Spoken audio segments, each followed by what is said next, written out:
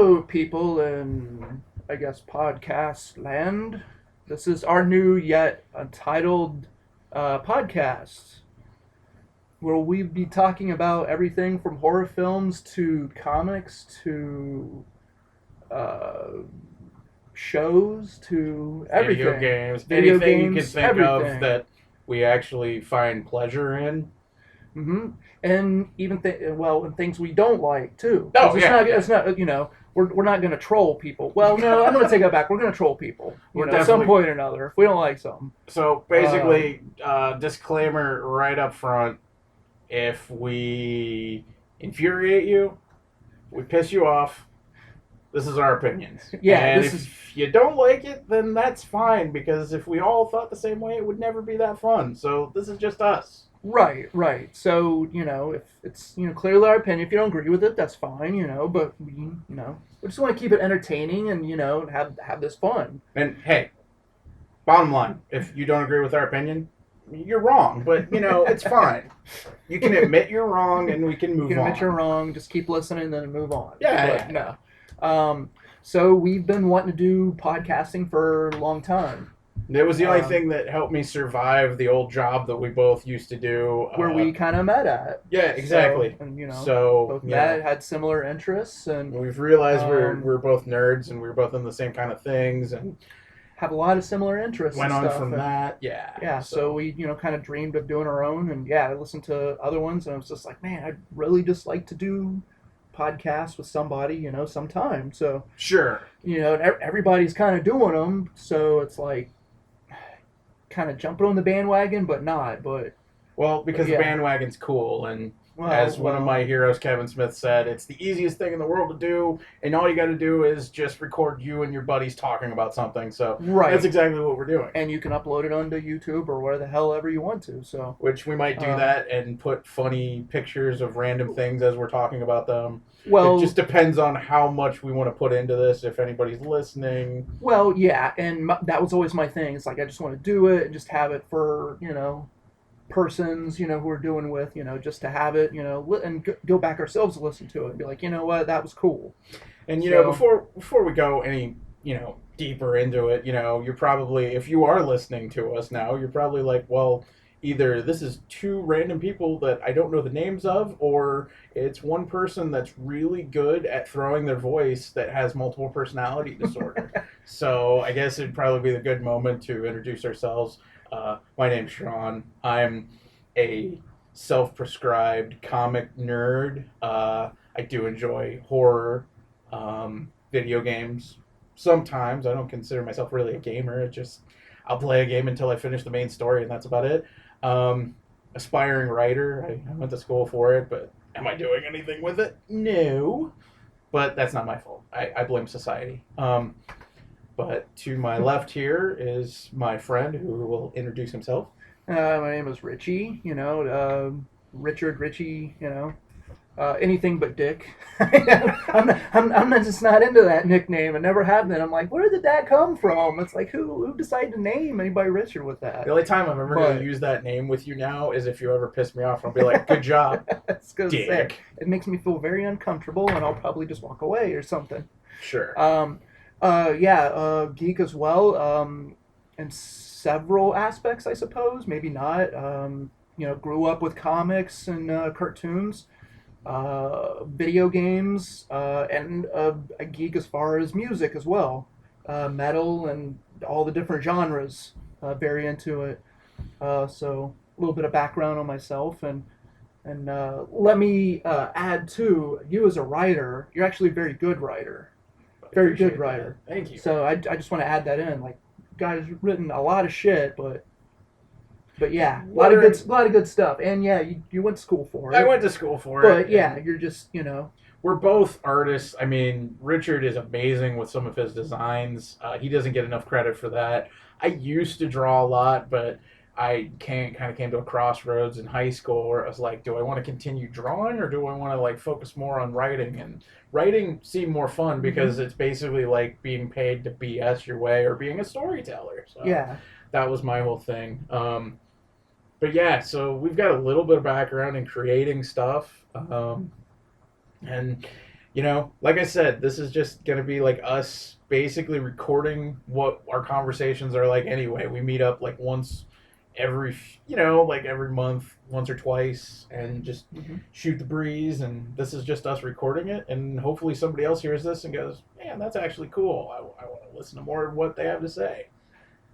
Yeah, and whether we're not sure yet if we want to do this like maybe once a week, maybe once a month, maybe twice a month. We're not sure yet, but We might also uh, get some other people to come along with it. yeah, I've had people kind of tell me that they kind of like to do it as well, sort of. So, But just keep in mind, we all have day jobs. We're not doing this for a hmm. living. So, I mean, we're working around schedules. Like, luckily, like, I got a pretty 9 to 5 job, so I can record on the weekends. Richard's the same way for the most part. Depends on if they call, like, overtime on him. So, Yeah, I work various hours in warehouse job, but it's all good. It's all good, and it pays the bills, and it pays for what I like to do, and things I like to collect. So, hey, and I mean, fingers crossed something goes well. People like this. We get paid to do it. All right. well, you never know. Yeah. People weirder things get their breaks. Yeah. So. Pie in the sky. We're not doing Hmm. this for the money, though, guys. We're just doing it because it's Oh fun. no, no, we love everything we're into, and this is like I said, we've always wanted to do it.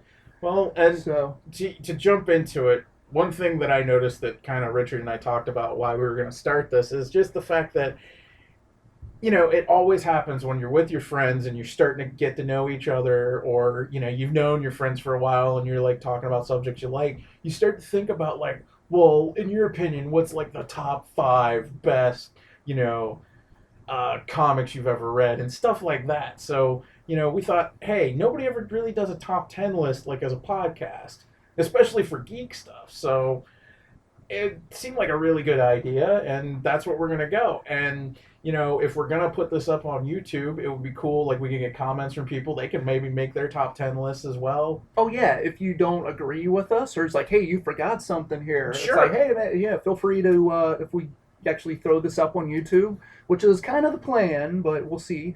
Yeah, throw the comment in there. Tell me what it tell me what it or what we missed. So. Absolutely. And also keep in mind, these are top 10 lists of our personal opinions. So we're not necessarily wrong. This is just what we're into. Right, right. This is totally entitled to our opinions. And granted, my opinion's better than yours, and we'll just keep with that. But. Well, yeah, and of course, I'm sure we'll probably forget something, and that's fine. Sure. Well, bring it up on maybe another the next Absolutely. podcast or whatever. So. Sky's the limit. We can Oh do yeah, this until we die, which, yeah, we're both under 30, so we've got a while. yeah. We got all the time in the world for this. We'll So. probably be in our 80s doing like top 10 bowel movements we've had in the last year. With my walker and my pops sitting next to me and Yeah. stuff. Halfway through the podcast, I shoot my dentures across the room.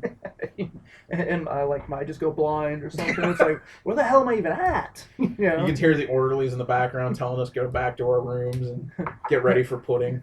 Get back to your room. It's time for your pills. I don't want to. Who are you? Where am I? Where are we? Yeah, so. The Alzheimer's podcast. Yeah, that's what it'll be called then. And be like, what is it? Just a.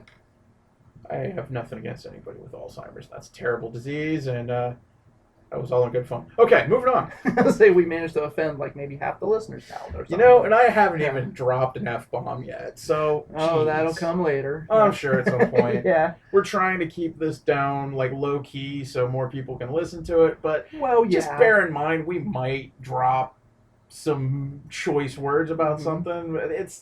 We're not, I know guys that can't go through a full sentence without using the F word. So I usually can. I cuss like a sailor and then some, but we'll try. We'll try. But it's all good. Again, Yeah. experimentation. This is the first of its kind for us. Yeah. So the first one or even a few, it's all about the bugs and all the funny stuff that doesn't go as planned. So considering the fact that I'm sitting here looking at the computer we're recording on, and I'm watching my voice as like little marks on the screen, and it's really like fascinating me. Like if I was high right now, I would just be making completely weird animal noises just to see the thing move back and forth. It's just So kind I'm of trying dancing not to around. focus. I'm trying not to focus on or it. even like the predator, you know, Yeah. the little predator. Like, If I was congested, I could do the predator you sound right do now. that. But It's like, dude, we're doing like the predator stuff now. But, okay, so so we should probably get into it. Are we gonna just jump right into this? Absolutely. Or? Okay, we're gonna do the first thing is we're gonna do the first top 10 list we have, which is we are actually the first day of 2017. We're coming down to the end of it. It's about 9-ish, 9 p.m. But we're gonna do our top 10 things we don't want to see in 2017. Yeah, I mean, this is the new year. You know, it's a brand new experience for film, art, you know, books, everything. So it's like, okay, so here's the things we can do without. It's like, okay, maybe we had this last year, maybe we didn't have it at all, but it's like, okay, we just rather not see this year. So, and believe me, like if you're listening to this in like 2020 or like a few years down the line, just keep in mind 2016 was a son of a monkey. It was bad. It really was. It was a great year for art, but for artists dropping like flies. Yeah, it was horrible. We lost so many people that we really admired, loved. You know, the political climate's not as friendly as it once was. Without really getting political on it, you know, it's a rough time right now, and you know, so we want to kind of focus on the positive and just that's why you know, when somebody says to me, is like, do you want the good news, you want the bad news, I always ask for the bad news first. So that's always why the bad I thought news. Yes, we should do the so let's just things, go right into it. go right in. So go right into it with the bad news, and yeah. All right, start us off, Richard. All right, so this is the top things that we don't want to see this year, 2017. And let me just make a suggestion before you start. Let's go back and forth. So you start on 10, I'll do 10, and we'll just go back and forth. And we're counting down from 10 to number 1. Right, because one, you got to have a little bit of suspense about what we really are not liking or don't want to see. Right. So without any further ado, go ahead. All right, so here's my number 10 things that we don't want to see for 2017. I'm just going to go generally, and we'll go as my list goes farther down, as my portion of it goes down. I'll get a little bit more into this, but number 10 of the things I don't want to see this year is no more remakes. I am not a fan of movie remakes. Never have been. There's a few here and there, but yeah, I could do without it. Yeah, it's a totally. mixed bag, I really. agree with you. For every like decent remake, like The Thing, or I'd even dare say Dawn of the Dead, the remake isn't bad. It's not a bad remake. I kind of liked it. For every one of those, The Thing, you know, we have like, I don't know. There's so many bad remakes. I can't even start listing them. I right off the top of my head, the RoboCop remake. I tried to like it. I went to the theater. I paid the money to see it. Was not a fan. Wow, that was more than I did. I did 10 minutes, and I was like, I can't even. You were out? I watched it on Netflix. I couldn't even get through it. That was a free movie. I couldn't get through. Yeah. That's bad coming from me. It's, yeah. So there's that. I'm not a Ninja Turtles fan, so, I mean, there's that. Well, we keep in mind, he was a Ninja Turtles fan. It's just the new Ninja Turtles, as it is just crap. Yeah. I that's my childhood. Absolutely. I worship the old cartoon, the old comics, the old figures, everything. That's a really like that is a full on like I don't like that, and that's like a whole list right there. Yeah, we could even do a whole podcast on that. Honestly, we could top 10 terrible. We could do remake, terrible, and then we could do good. Yeah, that's for the future. So yeah, there's that. But that being said, just real quick before we bounce over to you, sure. Now, the remakes I did kind of like. The Halloween remakes, they were pretty good. Rob Zombie's remakes, I did kind of like those. But yeah. Another one, House of Wax, terrible. Oh God! You know, with I don't even need to say her name. You know, and if you want to know, just go Google it, look it up, whatever. You know what's funny? I'm going to say her name because Paris Hilton isn't as terrible as people are nowadays. Like, you know, back in like 2005, sure, you could be like, oh God, Paris. Now we've got the Kardashians. Kardashians, Oh my man. God, yes. Which now I'm realizing that I didn't put the Kardashians on the list of things I want to see in Oh, dude, can 2017. we do like top 11? I Yeah, mean, can we do a secret top seriously. 10? We'll do a secret top. That's top 11. The No top 11, no Kardashian Kardashians. That anything. should be the motto of the podcast. No Anything. Kardashians, Anything. anything. Unless you want to hog tie yourself again into the the bathtub, and then like steal all your stuff. I like I that mean, I'm though. up for that. That You should know. be our motto We'll have for. the costume going on eBay again. You don't so. have to say it because that'll be our new motto for all of our top tens from this day Yes. forth is no Kardashians. No Kardashian, but even the good stuff. It's like before we get started, no Kardashian anything. Anything. Anything. I Anything. don't care. Unless it's them like being thrown into a vat of acid, then I don't really condone Yeah, like pretty killing much. people, so I'm not gonna. Well, yeah, but you know, It's just maybe we could just like biofreezer, you know, or something like in Demolition Man, you know, we'll just like, and maybe we'll just give her like a hobby, which is something good like crocheting. I like where you're going with the Demolition Man. Just as long as we get Stallone to come in and like judo kick her head off and make it fly across the room. And we still get Taco Bell Oh man, from the franchise wars. man, you're killing me. Keep in mind, after this podcast recording's over, I'm gonna try to hit up the Taco Bell. He's hitting Taco Bell up for Adventures Home. If so. it's not closed, Right. it is New Year's Day and they have weird hours. So that being said, I'm now going to go into my number 10 which you're number 10, counting this down. this is not necessarily like pop culture, but one thing I don't want to see in 2017 is my ex-girlfriend.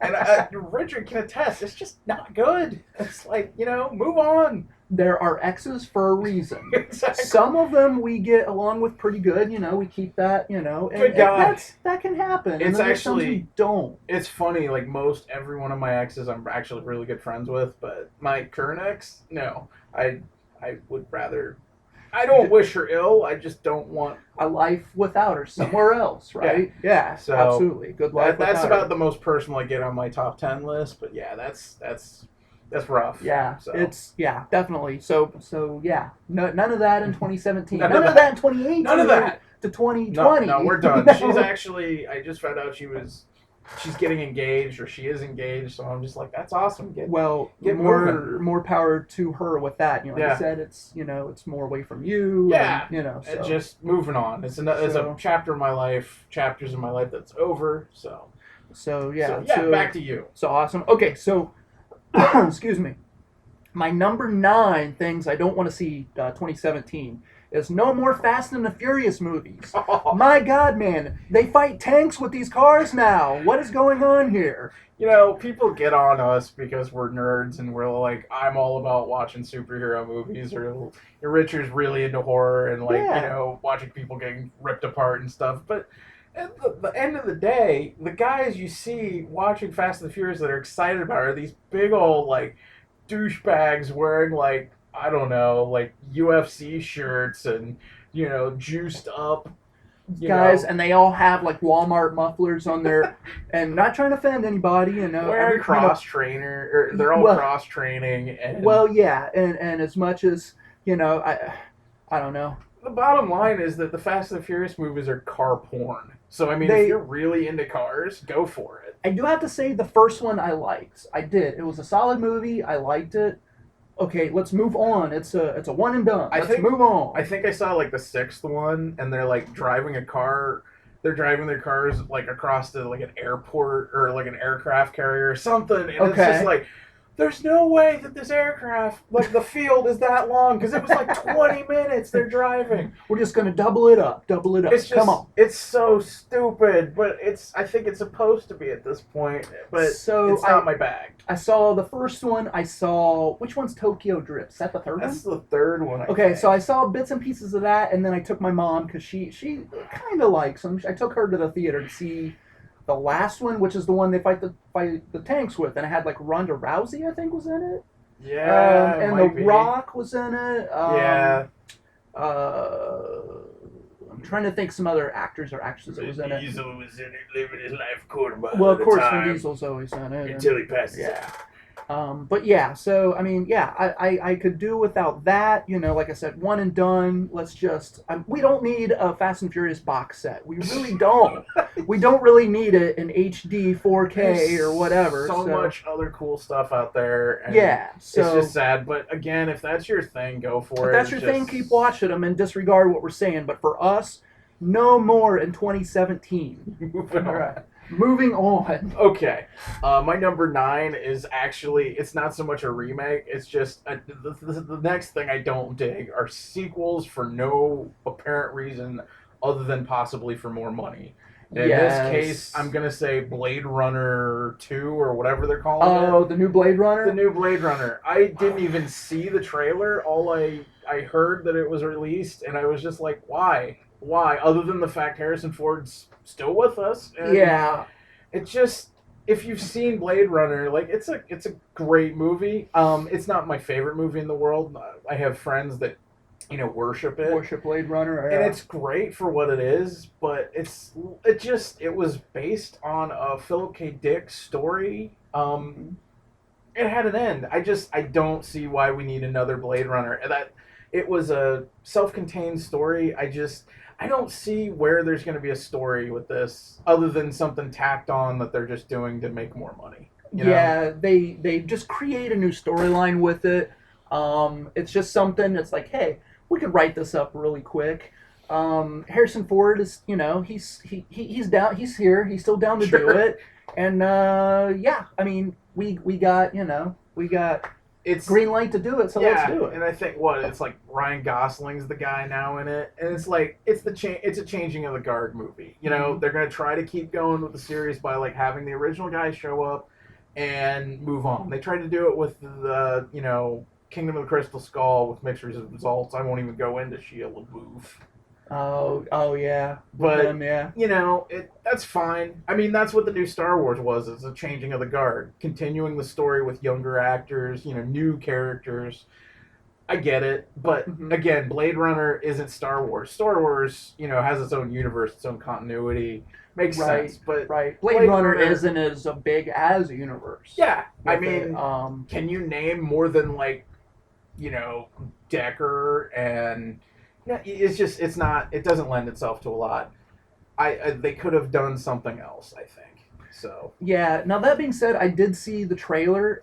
It looks decent, but it's not something I'm going to go to the theater and see. I don't sure, think it's going to be a Netflix, a Redbox, yeah, one of those things. So sure, uh, yeah. I'm kind of with you on it. totally, I did like the original Blade Runner. Yes, of course. sure. And Harrison Ford is the shit. Yeah. So.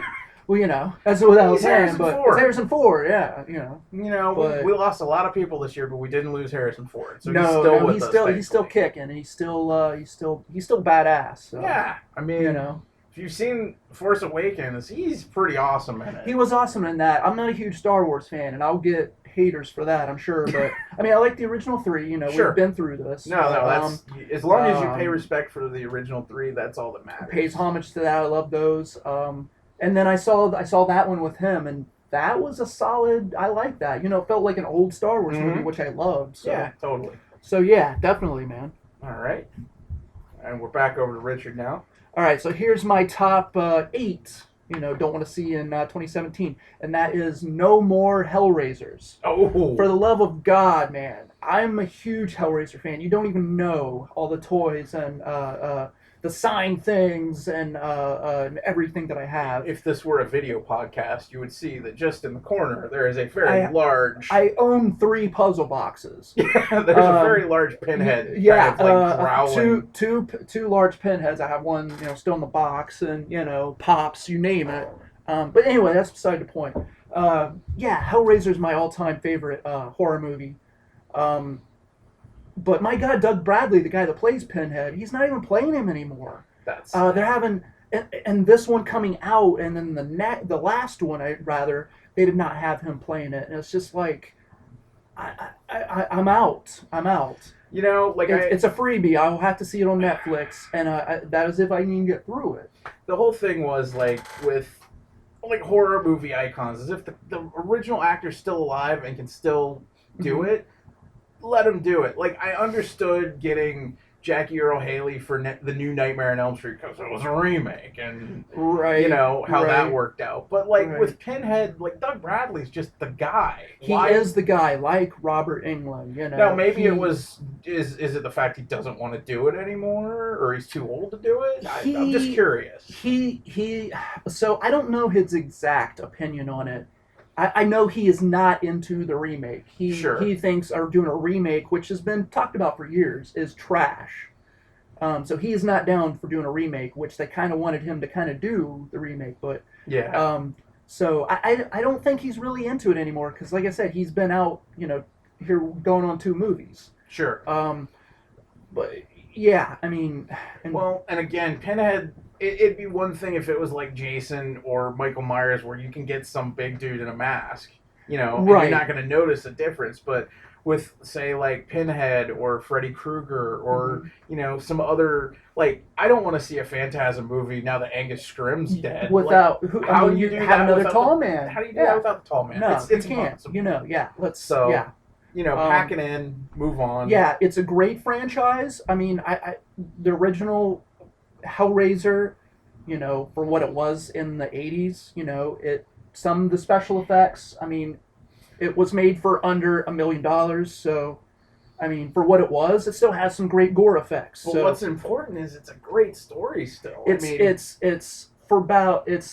Clive Barker at some of his best because it's forbidden love, and he loves to write stuff like that. Yeah. Doomed, dark love stories. Well, the bottom line with a lot of the movies we grew up with is, maybe the effects weren't as great as they are now, but the whole thing is we had story, we had character, we had depth. There was a story to it, and there was, I don't know. We could go on and on about that. Sure. So, okay, so that was mine. Let's move on back to... Which is funny because, like, my list I'm noticing of, like, things I don't want to see are pretty, like, universal. Like, I don't want to see that. Yeah, we don't have to go into that one very much because my number 8 is Justin Bieber. I just don't. I don't need to see that guy anymore. Yes, let's talk about him for a minute because he's still going strong, and it's sad. Like, I thought, we lived through the boy bands, like New Kids on the Block when we were little, Backstreet Boys when we were in like teenagers, and Sync. And now we have like the One Direction. No, but they broke up, so they're they're done. Well, 2017's looking up.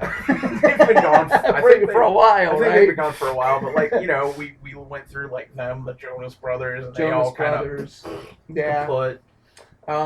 But he's stuck around. He's like a cockroach, man. He will nuclear war. It'll be cockroach. It'll be cockroach, Justin Bieber, and Keith Richards. And let's just hope Keith Richards just wipes him out. Yeah, he's still going strong with the Stones. Yeah, for sure.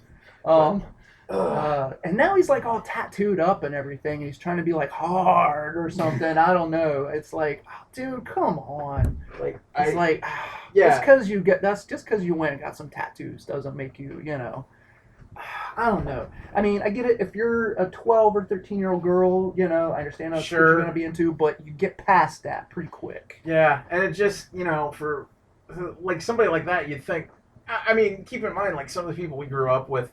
Like, I dare say, like Britney Spears. Yeah. Artists like that, they moved on. Like, they were into pop, and then they kind of, like, do their own thing and kind of grow up a little bit. Right. You look at Christina Aguilera, she did the same thing. George Michael, Wham, man. Like, he started out in kind of like a boyish band, and then, like, he was George Michael. And George Michael's, and rest in peace, by the way, for him. But I mean, great artist. It seems like he's still doing the same crap, and he hasn't grown. I just don't like him as a person. He seems like a spoiled little brat. And then he's like, I get caught with this. I'm going to Canada or whatever. It's like, well, if you're going to Canada, let's have him keep him, please. Yeah. So the Canadian government has apologized for Justin Bieber on numerous occasions. It's like, no, don't apologize. Just make him stop. Okay, so no more Justin Bieber. No more Justin Bieber. 2017. Yeah, definitely. All right, so go ahead. Bouncing back. Okay, my top 7 things we don't want to see in 2017, which is kind of, we're not going to be able to stop this because it's already kind of into play, but sure. I'm just not a fan of it. It's overpriced. It's too many days, so I'm just going to come out and say it. No more Rock on the Range. Here in Columbus, Ohio, we had this big 3-day festival called Rock on the Range, and it's they what they tried to do is tried to make it equivalent to the big festivals in say Europe with the Wacken and the Bloodstocks and the downloads and all this and that. Um, we need to do away with the ticket prices are outrageous, hundreds of dollars. I say we go back to one day. We go back to Ozfest. We do something like it one day. I went to almost all the Ozfests, and it's everything wasn't as overpriced. And like I said, we didn't need all the days for that shit. And we had better bands, better legit bands. It wasn't like hit or miss with all the bands. It's like, oh, well, you're going to see one great band, but on the same day, you're going to see a bunch of crappy bands, but here's a $150 ticket. And it's like, oh, man, I got to live with this? Yeah, like, I've never gone to one of these festivals, but it always seems like, you hear stories from people, like I've heard you going to it before, it's like, well, yeah, so-and-so was here, and so-and-so was here. It's like, yeah, well, I wanted to see, like, Metallica, but I also wanted to see, like, somebody lower, like, I don't know, like, if you say like say somebody like say like maybe even a Cold Chamber. Sure, like I wanted to see Cold Chamber, but Metallica was playing at the same time. It's like that really bugs me. And they really did do that. Now, and don't get me wrong, I have been to Rock on the Range, so it's like, oh, this guy don't know what he's talking about. Yes, I do. I know what I'm talking about. You don't.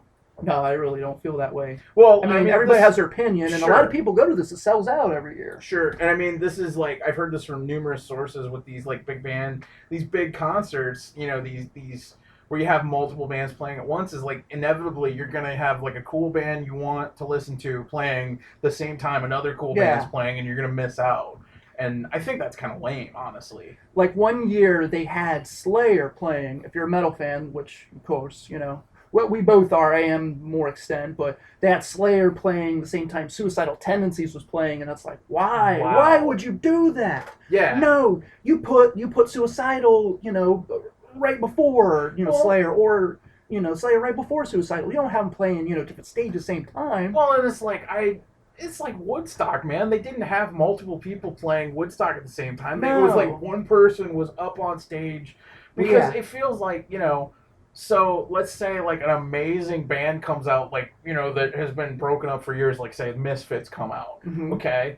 And like, we haven't seen Misfits out for years. I mean, no. Danzig with not the Misfits. Original Misfits. Original Misfits come out. Like, everybody's going to want to see that. Yeah. But meanwhile, you have like some up-and-coming band that like, are just trying to, they're slugging it out on the road. They're trying to get a, Oh, they wouldn't stand a chance. They wouldn't stand a chance. Like, you're going to have everybody like focusing on the big band, and like somebody else is getting completely screwed over. So I mean, I don't like how that's set up at all. Yeah, so I say we do away with Rock on the Range and we bring back a one-day festival, more set up like Ozfest. Maybe Slipknot does the Knot Fest. Maybe something like that. I don't know. The last better bands, better line, better times. I went to the Carnival of Madness, which I'm not huge into like Shinedown or anything, but it was a cool concept because it was like you get like 5 or 6 bands, and they all play one at a time. It's a festival. You had In the Moment, Shinedown, Papa Roach.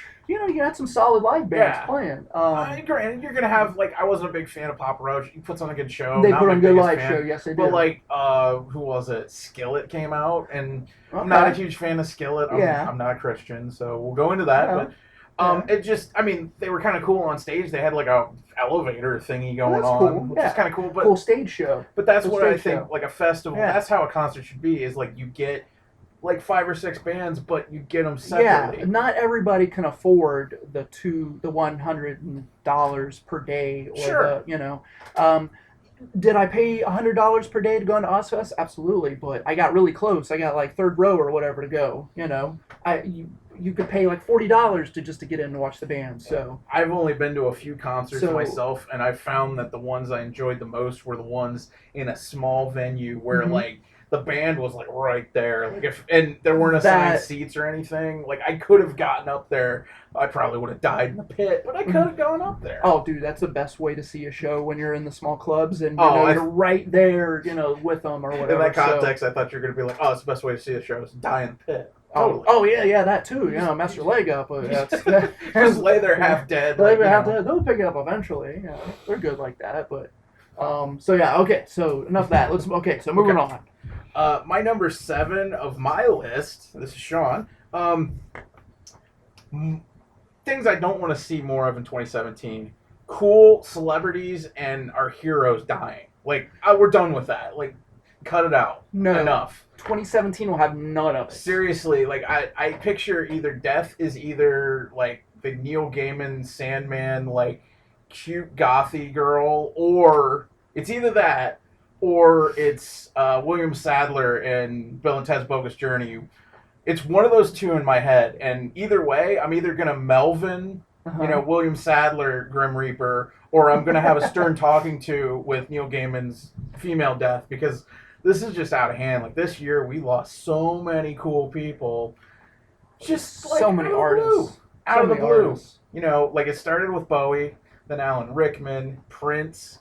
Yeah, and Muhammad Ali, which is crazy as well. It's like things that would have hit and like hit you all year, and you didn't have time to even register that person died, because then the next week somebody else died. Yeah, it was just like boom, boom, boom. I mean, we're just now like Carrie Fisher and then Debbie Reynolds. Debbie Reynolds, yeah, that was just a few days ago, pretty much. And that was like 2 days after George Michael died. And it was 2016 was like a slasher movie.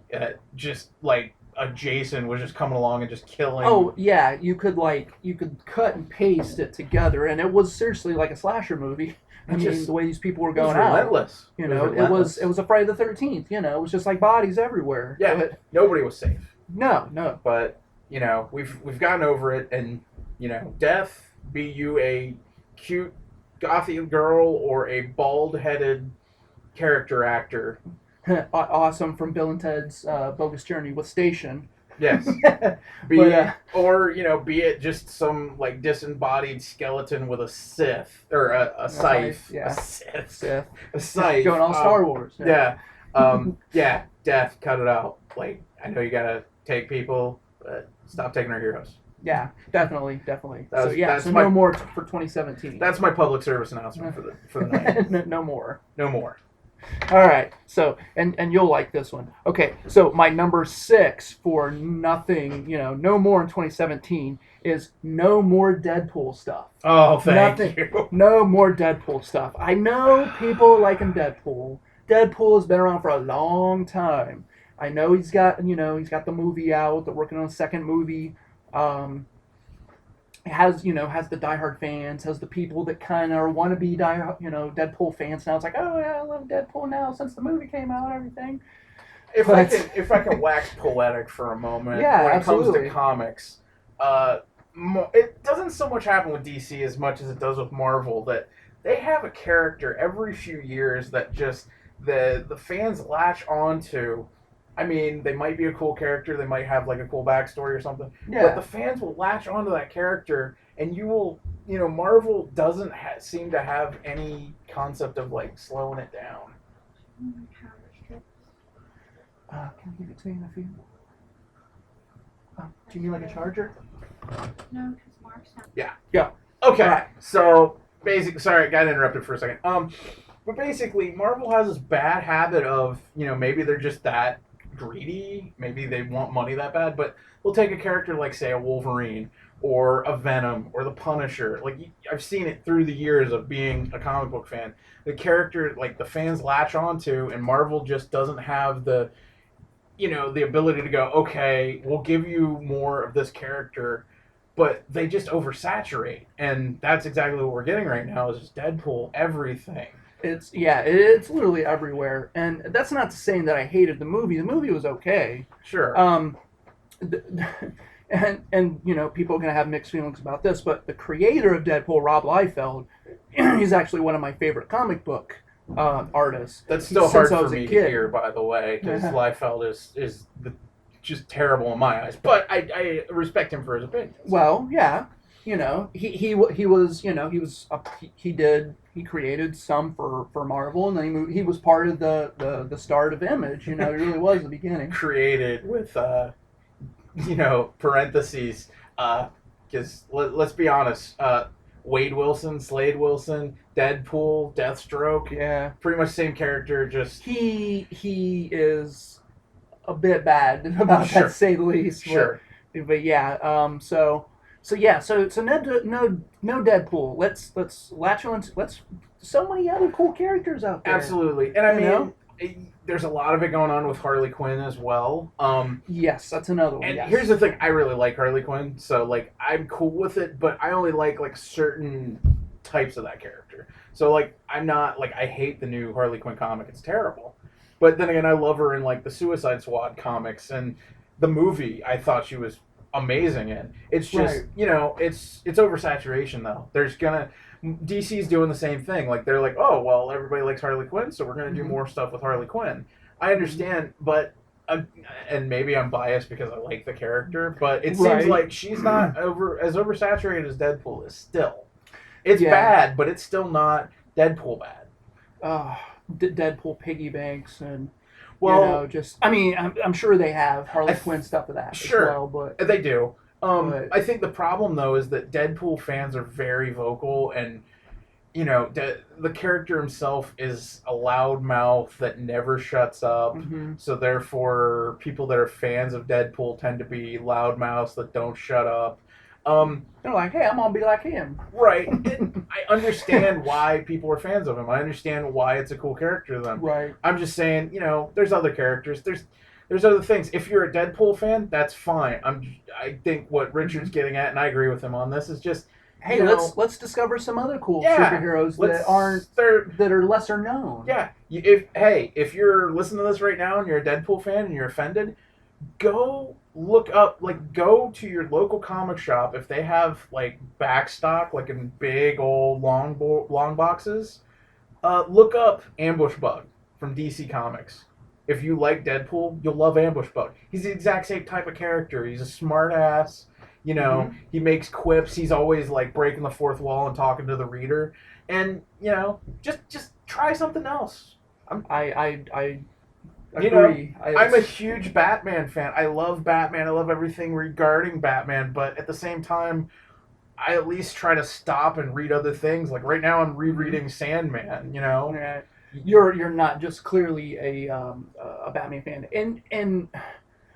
and with Batman, there's so many different stories and stuff. It's Sure. just not like, hey, I'm a Batman fan just to be a Batman fan. Exactly. I mean, you got Jim Lee Batman, you got you got Frank Miller Batman, you got all these Absolutely. old stories, the Sure. Dark Knight and all this stuff. I mean, you got Hot, it with just goes on Batman- with Killing Joke, all these different things. with like Batman, with Superman, with even Spider-Man. Like these characters have been around for 20, 30, 40, 50 years. They stood the test of time for a reason.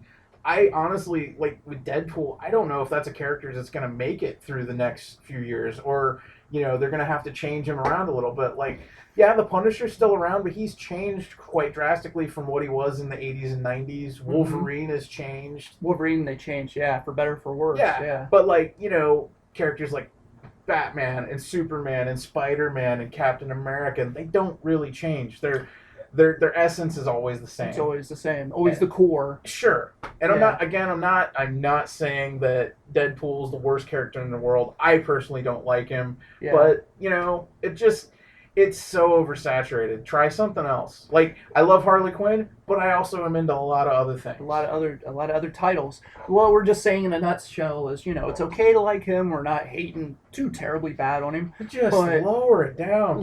Hey, if you like comics, or if you're like him, you like reading or whatever, hey, visit, if you don't have a comic shop near your house or whatever, visit a Barnes & Noble or some other type of store and get some trade paperbacks and find out about some of these other characters. You can also go online. There's a DC app. There's a Marvel app. You can download comics.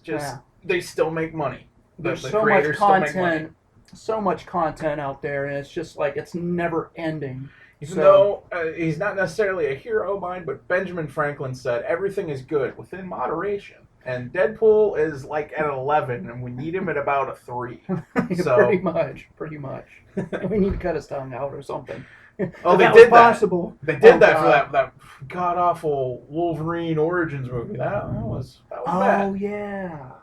Which was That's like right. really. I Even forgot about that. me not being a Deadpool fan, I was just like, wow, way to just piss off the fans by like just making him completely not the character that he's supposed to be. Right. So, right on. All right. Okay. So enough hating on him. Let's move on. So my number 6 actually is a return to somebody we've already mentioned earlier in the podcast, and my number 6 is I'm not looking forward to another Triple X movie. I mean, Vin Diesel, really? Like, you ran away from this movie series after the first one. They killed his character off and replaced him with Ice Cube. Mm-hmm. And now all of a sudden, like, did he suddenly decide, hey, I could use another swimming pool? So yeah, I'll film it. How about we do Triple X Part 5? No. Yeah, I'm the same way. It's like, do we really need another, Triple X? No, we don't. I mean, if you like Vin Diesel, that's fine. Like, it goes with the Fast and the Furious movies, though. Like, Vin Diesel, he's an actor. He doesn't have to necessarily be the Triple X character or whatever his character's name is in Fast and the Furious. Mm-hmm. How about, let's make a new movie, make a new franchise, try something new. Yeah, absolutely. And of course, we're probably in the minority here, just because producers and movie studios are not looking for brand new movies that try to get fans to get into. No, they want to get the thing that they're going to make money on. You want to make their money, and I understand that, but at the same time, it's like you're getting nothing new. You're getting the same stuff, rehash, car chases and all that, and that's, yeah. I like that stuff too, but it's like, my God, when that's all it is. Yeah. So I mean, I don't know. Let's try something new. People keep telling me it's like, well, Hollywood is just getting late. It's just getting, they're running out of ideas. And it's like, no, they're just getting lazy. The artists, it's there. Yeah. It's there. Ideas are always there with whatever you make. It's there, but you have to really go for it. Absolutely. You have to really go for it, and they're just not. So people, I tend to find that people that say that like, oh, there's only like 5 stories that exist. They're rewritten and redone. It's like, then you're not getting the essence of what these stories are about. Like, right. Why we enjoy certain genres, why we like action movies, why we like horror movies. It, like, if you're one of those people, like, you're not getting it. There's so much more to it, especially from like a writer standpoint. So yeah, it's like, I would much rather see like Vin Diesel star in some like brand new movie of like I've never heard of, like something brand new, rather than something that's really like formulaic and just generally dumbed down for the general consensus. Just like, why do we need another like Underworld movie? I just saw the commercial for that. I'm not really into those either. My girlfriend loves them. Sure, and that's. But I've never been. Yeah, I mean, it was a cool concept. Sure, the first couple movies were okay. Yeah, I mean, like, I was big into playing Vampire the Masquerade from White Wolf, and that's pretty much what it was. It was like a movie version. You got the Lycans and all that, but again, it was like the first 2 movies I saw, I was like, okay, well, that's what it is. I guess that's cool. Mm-hmm. I didn't hate them, but I didn't love them. And then they made like the 3rd one was like a prequel. I was like, okay, that's cool. Mm-hmm. That's fine. And then it just keeps but going. Then they just keep going, yeah. And it's like, guys, you gotta. Somebody has to be like, no mas. No, we are not making another one. It's like, damn it. Okay, back to you. So my top 5 on things we don't need to see in 2017, and I know I might get flack for this too, especially if you're a music or rock or metal fan. It's no more 5 Finger Death Punch, please. Okay, so you got the fans that love 5 Finger Death Punch and they worship him, and then you got the elitist metal fans that are like, no, down with 5 Finger Death Punch. If you like them. And I suppose I'm one of those fans. I try to get into them. I even went back a few days ago and I listened to the whole catalog. I'm just like, after the first couple albums, I'm out because it's the same lyrics. They don't rewrite, they don't put a lot of thought into their lyrics, and it's like the same riffs over and over again, and it's just like, oh my God. So I could do without that. I'm glad that we have, some big metal bands that are carrying the torch right now, but I wish there's so many good bands out there. So I don't know. And see, this is more his expertise. I don't know, other than like the songs they play on, the radio of Five Finger Death Punch. They don't Yeah. bug me. It's Mhm. more the lead singer seems like a big douchebag. Well, I don't, I don't, I don't know if I want to come out and say he's a douchebag. He did just enter rehab, and Well, I wish him well, for substance that's abuse and stuff. unfortunate. But I I just the only reason I'm saying that is just like there were headlines of him like getting in fights with audience members yeah. and stuff like that, and you know But then the fans that are really into him are like, oh yeah, he's we love them because they come out to the fans and they hang with them and all sure, this and that, and that's awesome. and and that's they're very they're very all cool. American and this and that. It's like okay, but Sure, if that's your thing, and like I totally. said, it's awesome that they're at a stadium level and they take out other bands to to play with them. But I could, I would rather. There's so many other great bands I'd like to see at that level. So let's take a break from them and let's focus on some other bands. So let's venture off and check out some new music, whether Absolutely. you YouTube it or Spotify or however you listen to music. And that being said, Motor Grader was the better band. If I bring another punch, in my opinion. Anyway, let's swing back over to your top four I'm noticing a trend with mine is or your just top like five. yeah, my number 5 is actually I don't want to see Transformers 5.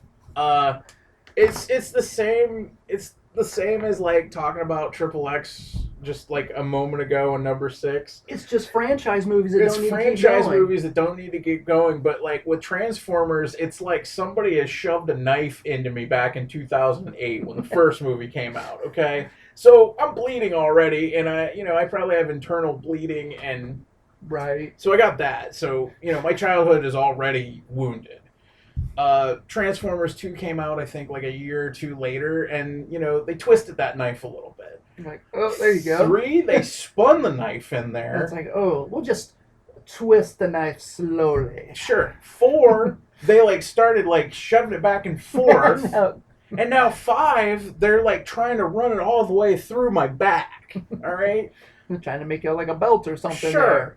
And I mean, it's very cool that they got Peter Cullen, the voice of Optimus Prime, to play that is very cool. Optimus. That's one of the only reasons I actually would like spend the time to actually sit through those movies. Like, I respect him for having the wherewithal to actually continue on, even if it's a terrible script, it's a terrible movie. Mm-hmm. I can't. The whole thing that was cool about Transformers when we watched it as kids is like there were different Transformers. You could see, Optimus Prime was a semi, and Megatron was a gun, and Soundwave was a boombox. But like you see them in the movies, they're just big, giant CG, like grayish. The only ones you can tell apart are like Optimus Prime because he's like red and blue, and Bumblebee because he's yellow. He's yellow. I do agree. I do agree. And at first, when they came out, I was exactly the same way. But I've kind of let go of it. It's like for what they are. Sure. It's just kind of like, hey, they're not going to be what we wanted them to be. Oh, This yeah. is what they are. It's the same way I felt about Ninja Turtles. Honestly. Right. Well, yeah. There you go. I've seen them all in the theater because my one good buddy, he's like, oh my god, because he's a huge Transformers fan too since we were kids. So he's like, oh my god, we got to go and see it in the theater. I'm like, okay, we'll go see the movie. Yeah, sure, and whatever. I know so many people that are big Transformers fans, and it's like, how can you still watch these movies because it's such a departure from what we were kids. From what you Everything grew up with. will change, of course, Sure. I guess, but like I'm a huge Batman fan, and I'll be the first to admit that Batman v Superman: Dawn of Justice wasn't the greatest movie in the world, but I can at least walk out of that movie and go, hey, Ben Affleck was an amazing Batman. he did a good job as Batman. Yeah, but it's like watching a Transformers movie. Being a Transformers fan, do you walk out of it going like, well, at least Peter Cullen still did the voice of Optimus Prime. He still did the voice of he's still Prime. I guess if you're going into it for that, more power to you. But yeah, so I say let's just stop the franchise. I mean, for what they were, I mean, they're okay, but you're definitely right. It's hard to tell them all apart. It's a bunch of CGI and it's a bunch of shit getting blown And up. hey, I mean, maybe you might. it's not really a story. I was Yeah. just thinking, like, because you just said no more remakes. I was just about to say, well, why don't they just like start over? Okay, let's go on record right now. Let's remake Transformers without Michael Bay. Yeah, like give Let's do somebody Shane else a Black shot. doing it. It's an interesting, yeah, but it's an interesting concept. It's like robots that can turn into other cool things. Yeah. And, if you know anything about Transformers, like I'm not a huge fan. I was into it for a little while, but there's a lot of room that you can make up new interesting stories, new ways to do this. We're getting another Spider-Man movie this year, which hopefully they'll do that right. But it's a remake, right? It's No. another remake. It is a remake. is a sorry. remake. Yeah. Okay. But the whole thing now is it makes sense because Marvel got the rights back, so it's Okay. like Civil War, you had Spider-Man like interacting with Iron Man and Captain Okay. America. So now he's in that universe. So I can kind of understand now that they're like, we got to redo it. Because it would be kind of odd to have like Tobey Maguire just show up out of the blue or Andrew Garfield. But that being said, I'm not excited about it. No. I just hope they get it right. This Sure. time. I mean, God, third time's a charm, I suppose. I guess, yeah. But I mean, like Michael Keaton is the Vulture in it. I saw that, and it's like he needs to be making movies again. Sure. Michael Keaton is such It's a like, badass. Michael Keaton, come on, the Vulture, really? Right. I mean, I'm sure he'll do a good job. I mean, you could give him Aunt May, and he would play it well. So. How cool would it have been if, like, he would have adopted a British accent? He could have been Alfred for like the new Batman. Dude, movies. that would have been awesome. I mean, Jason, who is it playing Alfred? And the Batman Superman. yeah.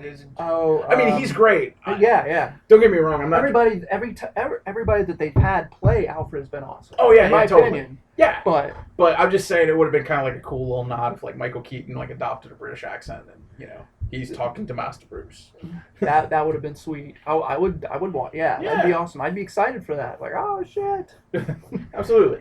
But yeah, definitely. So yeah. So take a break from that. Okay. All right. So let's continue on with my top 4 for this year. Don't want to see.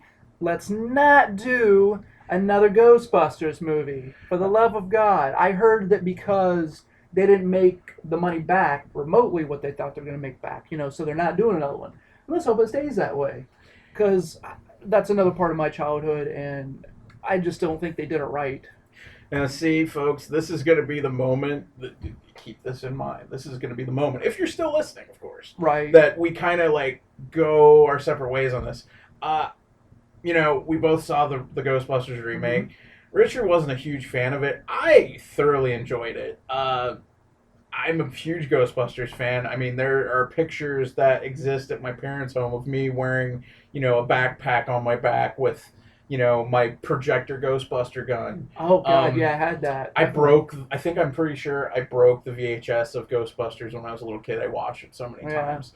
Not a Saturday morning went by that I wasn't with that said projector gun, like shooting at the screen, like helping the guys out as I watched the real Ghostbusters cartoon. Right. That being said, like I really enjoyed the new Ghostbusters, but I also went into it with like as much of an open mind as possible, and I went to have a good time, and I enjoyed it. I liked some of the new characters were really cool. The effects were pretty cool.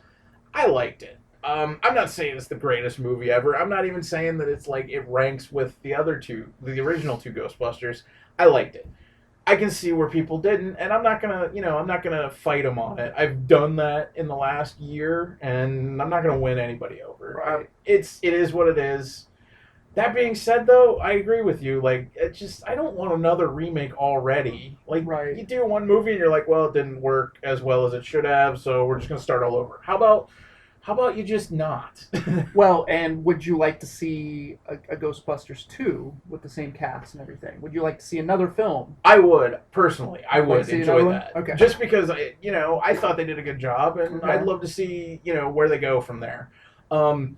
My friend actually had like an interesting concept about it. He was also a fan. Yeah. That because one of the things that I think hurt the Ghostbusters remake was that it shouldn't have been a remake. I think they could have very easily I totally agree. worked in that it was a continuation. Like these women basically were like an offshoot or something, and they started the franchise up again. Right. I think that would have been really cool. The fans would have loved to be able to like have Venkman show up for a second. Mm-hmm. Have Ray show up, like a nod to maybe like Egon died in the course of battle, since right. Harold Ramis had died. So that was not a smart move on their part. But my friend's theory is that it's like an alternate universe because you see characters like in the movie, like Dan Aykroyd's in it, Bill Murray's in it, the in whole cast, the whole cast playing different characters right. that are affected by this, and maybe it's like an alternate universe because the movie ends with them saying Zool's coming, which was the villain of the first movie. Right. So it's like maybe this is an alternate universe or something. And it's like, yeah, I get that. That's cool, if that's what you want it to be. But again, it's like, if they would have done little things, I think it would have been a better movie. And I don't want to see another remake. No. You tried once, it didn't work. Let's just live with what we got. Let's live with, yeah. There's things I like about it, and then there's things I don't like about it. Sure. I have a lot of problems with it. What I really enjoyed, I'll say this, like the thing that really kind of like inspired me to like give it a lot more of a chance was I remember as a little kid going, I didn't see the first Ghostbusters in theaters. I was a little too young for that. But I did see Ghostbusters 2, and I remember that theater was filled with kids around my age, like really excited to see the Ghostbusters. And again, I remember watching the cartoon and like playing with the gun and feeling like I was a Ghostbuster. And what I loved when I went to go see Ghostbusters was there were so many little girls in that movie that were watching it and kind of emulating and like thinking themselves, hey, I can be a Ghostbuster too. That's what those movies were to me, is like, they were everymen. Anybody could pull on a proton pack and fight a ghost. And I like that concept, and it really, it hit me just right watching that movie. And that's what Ghostbusters has always been to me, is like an everyman. Well, yeah. But and I totally agree, and it's just so much fun. Yeah, put on a proton pack and everything. And I don't know if you've seen it, but there's actually a documentary about it on Netflix called Ghost Heads. I did, and those guys, like, they love it. They have so much pride in it, and it was awesome. It was an awesome watch. I'm gonna admit something to you, listeners. The last few years, I don't know what it is, if I've just got some weird like emotions or anything, but like I watch certain things and I get weepy eyed. I cry. It really. Like, I watched that documentary, and it was sad. Like, it was cool. It wasn't sad, but like I got kind of like teared up a few times in that, like thinking about it, because you know how much that they love it, and I respect that. Yeah, absolutely, because we love it, and we have our own things we love just as much. Mm-hmm. So they take a lot of pride in it. I would just not like to see anymore. Sure, won't touch on this a lot and just blab on and on, but that's what a podcast is for. Well, yeah. If we sat here and just went, number 10 is this, number 9 is this, number 8 is this. Okay, that's my list. Goodbye. It'd be like maybe a 10-minute podcast. 10-minute podcast. Depends on how many lists we went through. Well, true. Go for the phone book. Well, yeah. Well, there you go for the next podcast. There you go. Yeah. Start with the A's. No. It wasn't the fact that they were girls. It wasn't. I would have liked to see it like passed down. I would have liked to see the cast being who they are. They should have passing it down. Yeah, even if they would have done like Force Awakens, like passing the torch the torch down, definitely. And again, it could have been an all-girl group. It would have been cool to see, like, It wasn't the girls. Period. I had no problem. Yeah, wouldn't it have been cool if it was like maybe because Bill Murray has said numerous times he doesn't want to play Venkman ever again. Right. But wouldn't it be cool if, like, Dan Aykroyd as Ray Stantz and Ernie Hudson as Winston Zedmore, are the ones kind of like tutoring them and mentoring them to become the new Ghostbusters. Right. Like, that would have been a cool little nod. Like, in some fashion. Maybe they stumble across the firehouse or something. Something. Maybe they buy it and they find all the stuff or whatever. Yeah. Who knows? But and then we talk about this, and then Dan Aykroyd comes in, or we talk about this, it would have been 10 times better of a movie just from our script. I know, it's like, But- if we could just get to Bill Murray just to tell him. Yeah. Dan Aykroyd. And probably Bill Murray would still be like, yeah, it's crap, I'm still not doing after it. 50 scripts, I'm still out. Yeah, I'm still out. but But knowing Dan Aykroyd, he'd be like, yeah, I'll do it. he'd be like, dude, that sounds awesome. And But, Ernie Hudson, like, all you ever see him do is, like, go to, like, The you know, conventions. conventions. So I'm sure he'd be He'd like, probably be down. He seems like he really likes even the new ones. So. he'd be like, I will play anything you want me to do as long as there's a steady paycheck. That's a big Twinkie. That's a big twink. All right, so let's move on. We can go on. My on for number that. 4 is, I was having a little fun with the list at this point. Things I don't want to see in 2017. Leaked sex tapes of Abe Vigoda posthumously. Yeah. I don't need to go into that. Like, I love Abe Vigoda, but that's an old man, and I don't want to see him naked. All right, so let's back up for a second. Are there sex tapes that exist? I hope not. I really hope not. That's just something that, you know. You remember the scene in Raiders of the Lost Ark where they open the Ark of the Covenant and the Nazi's face melt like candle wax? Yeah. That's what would happen if you saw the video. If you saw Vigoda. Ah, don't look in the light, man. Keep your eyes shut. But yeah, that's just. Yeah, we could do without it. That's It's a just like- whole. You know, sex tapes in general, like, leaked. I mean, as much as, sure, back in the day, like, you wanted to see Pamela Anderson, like, getting on with Tommy Lee, I never sat through it. Well, yeah. To be honest, that one I never saw. I kind of would. I don't know. There's part of me that'd still like to watch that one. Though I saw it's not that Paris Hilton's one. okay. We I watched saw. when I said that I didn't watch it. I yeah. didn't watch it in regular speed because Oh. we watched it in fast forward mode because my friends, you know, we're on VHS, we're fast forward, and we're just like, I don't really want to watch it for the dialogue. Let's just see what it looks like. Because they're like on their boat and all that shit. And the only thing that really came back was like, yeah, I saw Pamela Anderson nude like how many times in Playboy? No, that wasn't the exciting thing or anything. Like the thing was seeing Tommy Lee has a small person between his legs that really like was like, good God, what is that? You know, I thought it was a Quado that was in the wrong place, like Total Recall. Quaid, stop the reactor! Free Mars! You know? What is it that you want, Mr. Quaid? Ah. No, I that being said, I'd still want to watch it. Not the Pagoda one, but just because it's like the biggest, like it's the most selling, you know, whatever. Well, and unfortunately, all the people like that are famous that I'd like to see a sex tape of don't do it because they're smarter than that. So it's not gonna happen. Well, yeah, the Kardashian one I saw. Whoa, we just said no Kardashians. I know, but I did see that because a buddy of mine was like, "Oh." Well, and it's like, I wonder if I find that. I'm like, I'm sure it's out there. I can find that. Again, the intelligent level, like cool people I'm into that I want to see naked, are not stupid enough to film that. Whereas, you know, we got the Kardashians, and then you got a Hulk Hogan sex tape out there. Oh my God! Speaking of sex tapes, I don't ever want to see. I mean, the fact that the man's flesh has looked like a cooked hot dog since 1984, I don't want to see him at like 60-something. Yeah, doing a sex tape. Yeah, he was as a little kid, he was my hero, and I will stray away from that because he will damage my eyes. My eyes are bleeding. They're on fire.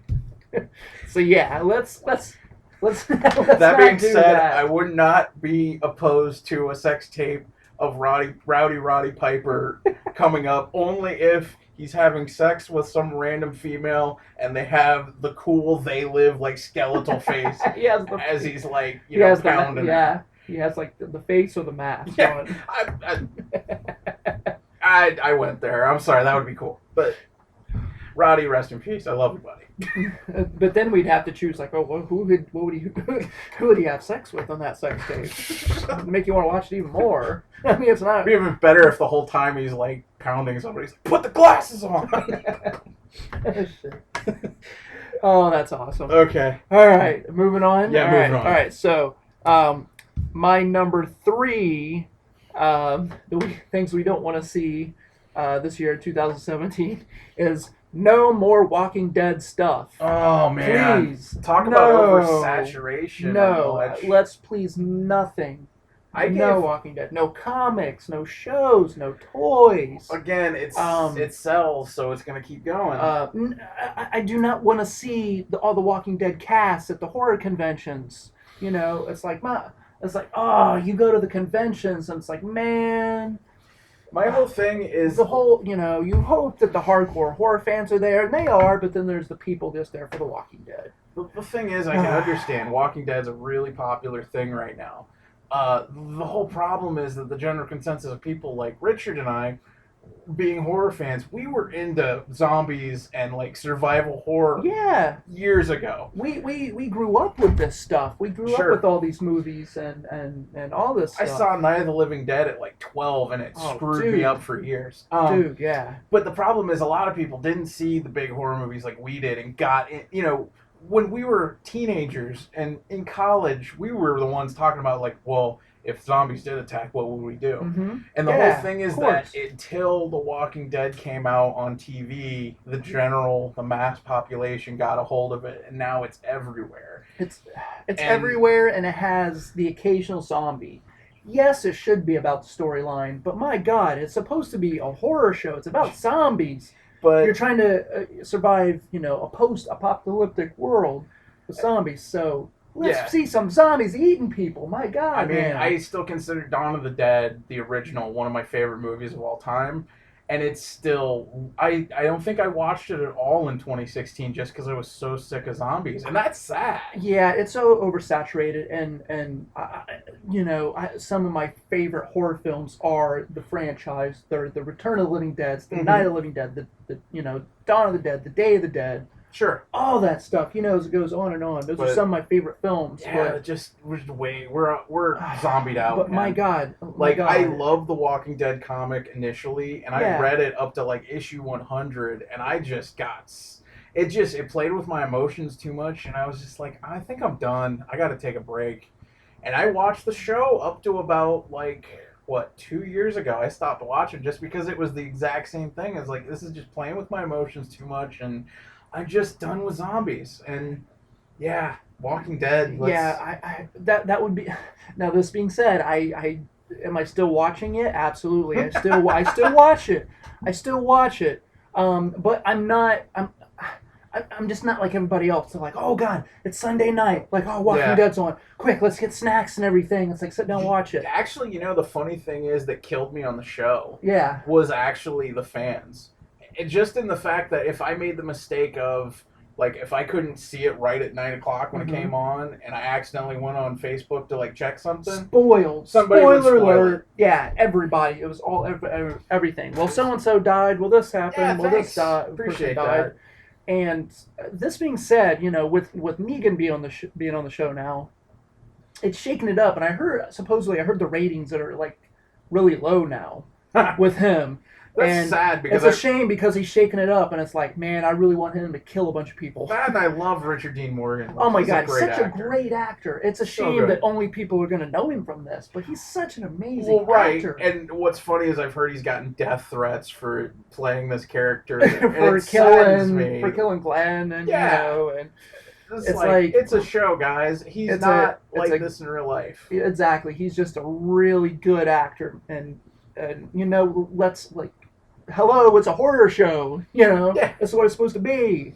Yeah. We're gonna see some blood and guts and gruesome stuff, so Sure. let's not complain about this. So let's just end it relatively soon. Let's end it let's end it like say June 2017. What I heard, where they all just live happily ever after, or they all die. actually, it's funny because Robert Kirkman, the director, they asked him like how much longer he thinks it should Oh, go. I heard about And this. He actually yeah. said 5 more seasons. I was Oh like, yeah, he's like, Are you no, this is just serious? gonna keep going. Yeah, oh yeah. Well, I understand. Like he had said a long time ago about the comic was that he wanted it to just keep going as long as possible. Like Right. it'd be the never-ending zombie story, and that's fine if that's Right. what you want to do. But like, I don't want to watch any more of it. Yeah, I'm not stoked like all those other people out there. There's a lot of other great shows out there right now. Again, we're saying it, folks. Less is more, Less and is more, and we're talking about it, everything in moderation. yeah, and I respect the hell out of Robert Kirkman, and the books were good, but let's just bring this to an end. All good things have to come to an end. Sure. Let's just not drag it out till it's totally crap. Sure. So, like I said, let's get into some other shows. There's so many other great shows on there. Netflix, Hulu. Sure. If you have cable, whatever, HBO, whatever you have. If you're really into wanting to watch like a horror show, go check out The Strain. Like that. Oh, that's dude. a really good show that Now- not a lot of people are watching. Dude, yeah, I have to, I'm gonna confess, I haven't watched this, but my girlfriend has, and she says it's amazing. She keeps telling me, it's like, dude, we gotta watch this. If you're a big fan of Daryl being the big badass zombie Mhm. killer, go watch Fett on The Strain. The Yeah. dude's taking out vampires with Yeah. nothing but some rebar. That's That's a little more awesome. hardcore than some guy with a Yeah. crossbow. And my God, the Ash versus Evil Dead. That's a great horror show. My God, you won't be disappointed if you're a horror fan and you love the Evil Dead movies and you love Bruce Campbell. Well, Holy crap. it also doesn't hurt that it's really, really funny. It's really funny and really gory. That's the thing about Walking Dead is it just takes itself way too seriously. Well, I mean, I guess that's what you have Z Nation for, because isn't that kind of goofy a little bit? I've watched it a few times just in passing. It's kind of cool, because it doesn't take itself seriously. But Yeah. I think the Ash vs. the Evil Dead does it just. I mean, if you It's want like a perfect. horror movie feel, and there are some genuinely scary parts, but Oh, it's yeah. still at its base. If you love the Evil Dead movies and you're a Bruce Campbell fan, and you were like waiting for like another movie, other than the remake or a spinoff, whatever you want to call it. Oh, this is our Um, sequel. Yeah, This is it. yeah. I mean, you have this show, which is amazing. Just finish the second season, and hopefully it'll be back for a third. I'm pretty sure My it's already God, coming like I back. said, so good. Because it's been getting good ratings and everything. Yeah, it's. I can't recommend it enough. I've only seen like one episode of season 2, but I'm definitely looking forward You will to the second love the season. rest of it. It gets pretty damn awesome. Totally. And not to spoil a lot, but spoil it for everybody else. But he goes back to the cabin. I knew that. I knew Okay. he was going back to the So cabin. you got that we can look forward to. Sure. It's pretty good. I wonder So- if that's going to be the season finale every season. He goes back to the cabin. Well, I've heard that they got the kind of the rights back to Army Darkness. Army of Darkness. So maybe next season they'll go Next there. It's season, like, they go back oh. in time to. Let's get the hell out of here. All right. So Okay. All right. Let's flip back to you. My number 3 is just personal casting choices. They're in talks right now that Suicide Squad did really good in theaters. Yeah. And Brought in a lot of bucks and did really well. Yeah. it was a fun movie. I'm not saying again it wasn't great. Unfortunately, I'm a big DC fan. I'm a DC just proponent. Mm-hmm. It wasn't as great as it should have been, but what it did well, it did well. Mm-hmm. Harley Quinn, Margot Robbie as Harley Quinn was just top notch. So that character they're obviously going to do more with, and they've already announced that the next movie is going to be called Gotham City Sirens, based on the comic book. Read a little bit about that. Yeah. Sure. The 3 main characters of that would be Harley Quinn, Catwoman, and Poison Ivy. That's awesome. I'm excited. Catwoman is by far probably my favorite female character in the DC universe. Mm-hmm. That being said, though, there's already rumors, because we've got Margot Robbie as Harley Quinn. There's rumors on Catwoman. I'm not sure. They've said something about they're looking at the chick from the From Dusk Till Dawn TV show that played Salma Hayek's character. Okay. They're thinking about her. I don't know. I've Okay. only seen pictures. Sure, she's attractive. That might work. I don't know if she can act. But the choice they have for Poison Ivy is really bugging me. Okay, And that's my who is number it? 3. I do not want to see Megan Fox cast as Poison Ivy in 2017. She's a very attractive lady. I will not take that away from her. But she can't act herself out of a paper bag. No, she really can't. She really can't. And I'm saying that, I say that, and she's good eye candy for movies. But Actually, I'll take that back. I watched the TV show New Girl. She was actually pretty funny on that. Okay. She did actually show she could be funny. Okay. she wasn't too bad on that. But just that being said, like when I think of Poison Ivy, like I don't picture Megan Fox. Like you need somebody that can actually be. Megan Fox can be sexy. I'm not taking that away. Oh, it's not but it's hard, like but we need somebody who can act the part. Right. I have said, and I like this idea, but maybe it's not everybody's cup of tea. But like, I could see Emma Stone playing like a good Poison Ivy. I She agree has with that kind of like definitely. raspy voice. Yes. Like, go watch like Zombieland, where she's kind of being seductive at the beginning, like where they came from, and I can see it. Like she could play that up, and it would be really cool if they do like a flashback of when she was still Dr. Pamela Isley and she got like hit by the plant stuff. Sure. I could see her kind of playing like a nerdy-ish character too. Right. Going really nerdy. She could play both. Yeah. Right. I think that would be a better choice than Megan Fox because. Right. Hey DC, you already cast her in a DC movie, and you saw how Jonah Hex went. Let's not do that again. I was gonna say, please, no. I didn't even watch that. I just no. I just saw the trailer. I was like, it's I'm not going on to watch my that. list to see eventually, but it's not like top tier up there. You know what I mean? Yeah. So I did hear rumors about that too, and I'm just like. I was joking about that actually the other day, and it's like you ruined April O'Neil for me. Do you really want to go and ruin Poison Ivy now? Let's not even go there because there's so many better choices for that. I would much rather take the lady from like the first Ninja Turtles, and like she didn't even really look like what I thought April should look like, but at least she could act. Oh yeah, she did a great job in that original movie. Yeah, she wasn't like bad to look at. It just wasn't what I pictured April looking like. But, you know, whatever. She pulled it off. Sure. Yeah, she did. Yeah, she did a better job. Sure. That is for sure. So yeah, right. that's a pretty simple one. So definitely, let's no Megan Fox as Poison Ivy or any other great superheroes. Let's see her do a regular film where there's a story, and let's see her pull that off. Yeah. If she can pull that off for like a few, give her 1 or 2, 3, let's say, okay, this is what you got going. Let's maybe try this movie now. All right, moving on. All right, we're up to our number 2s. We're actually coming close to the end of this.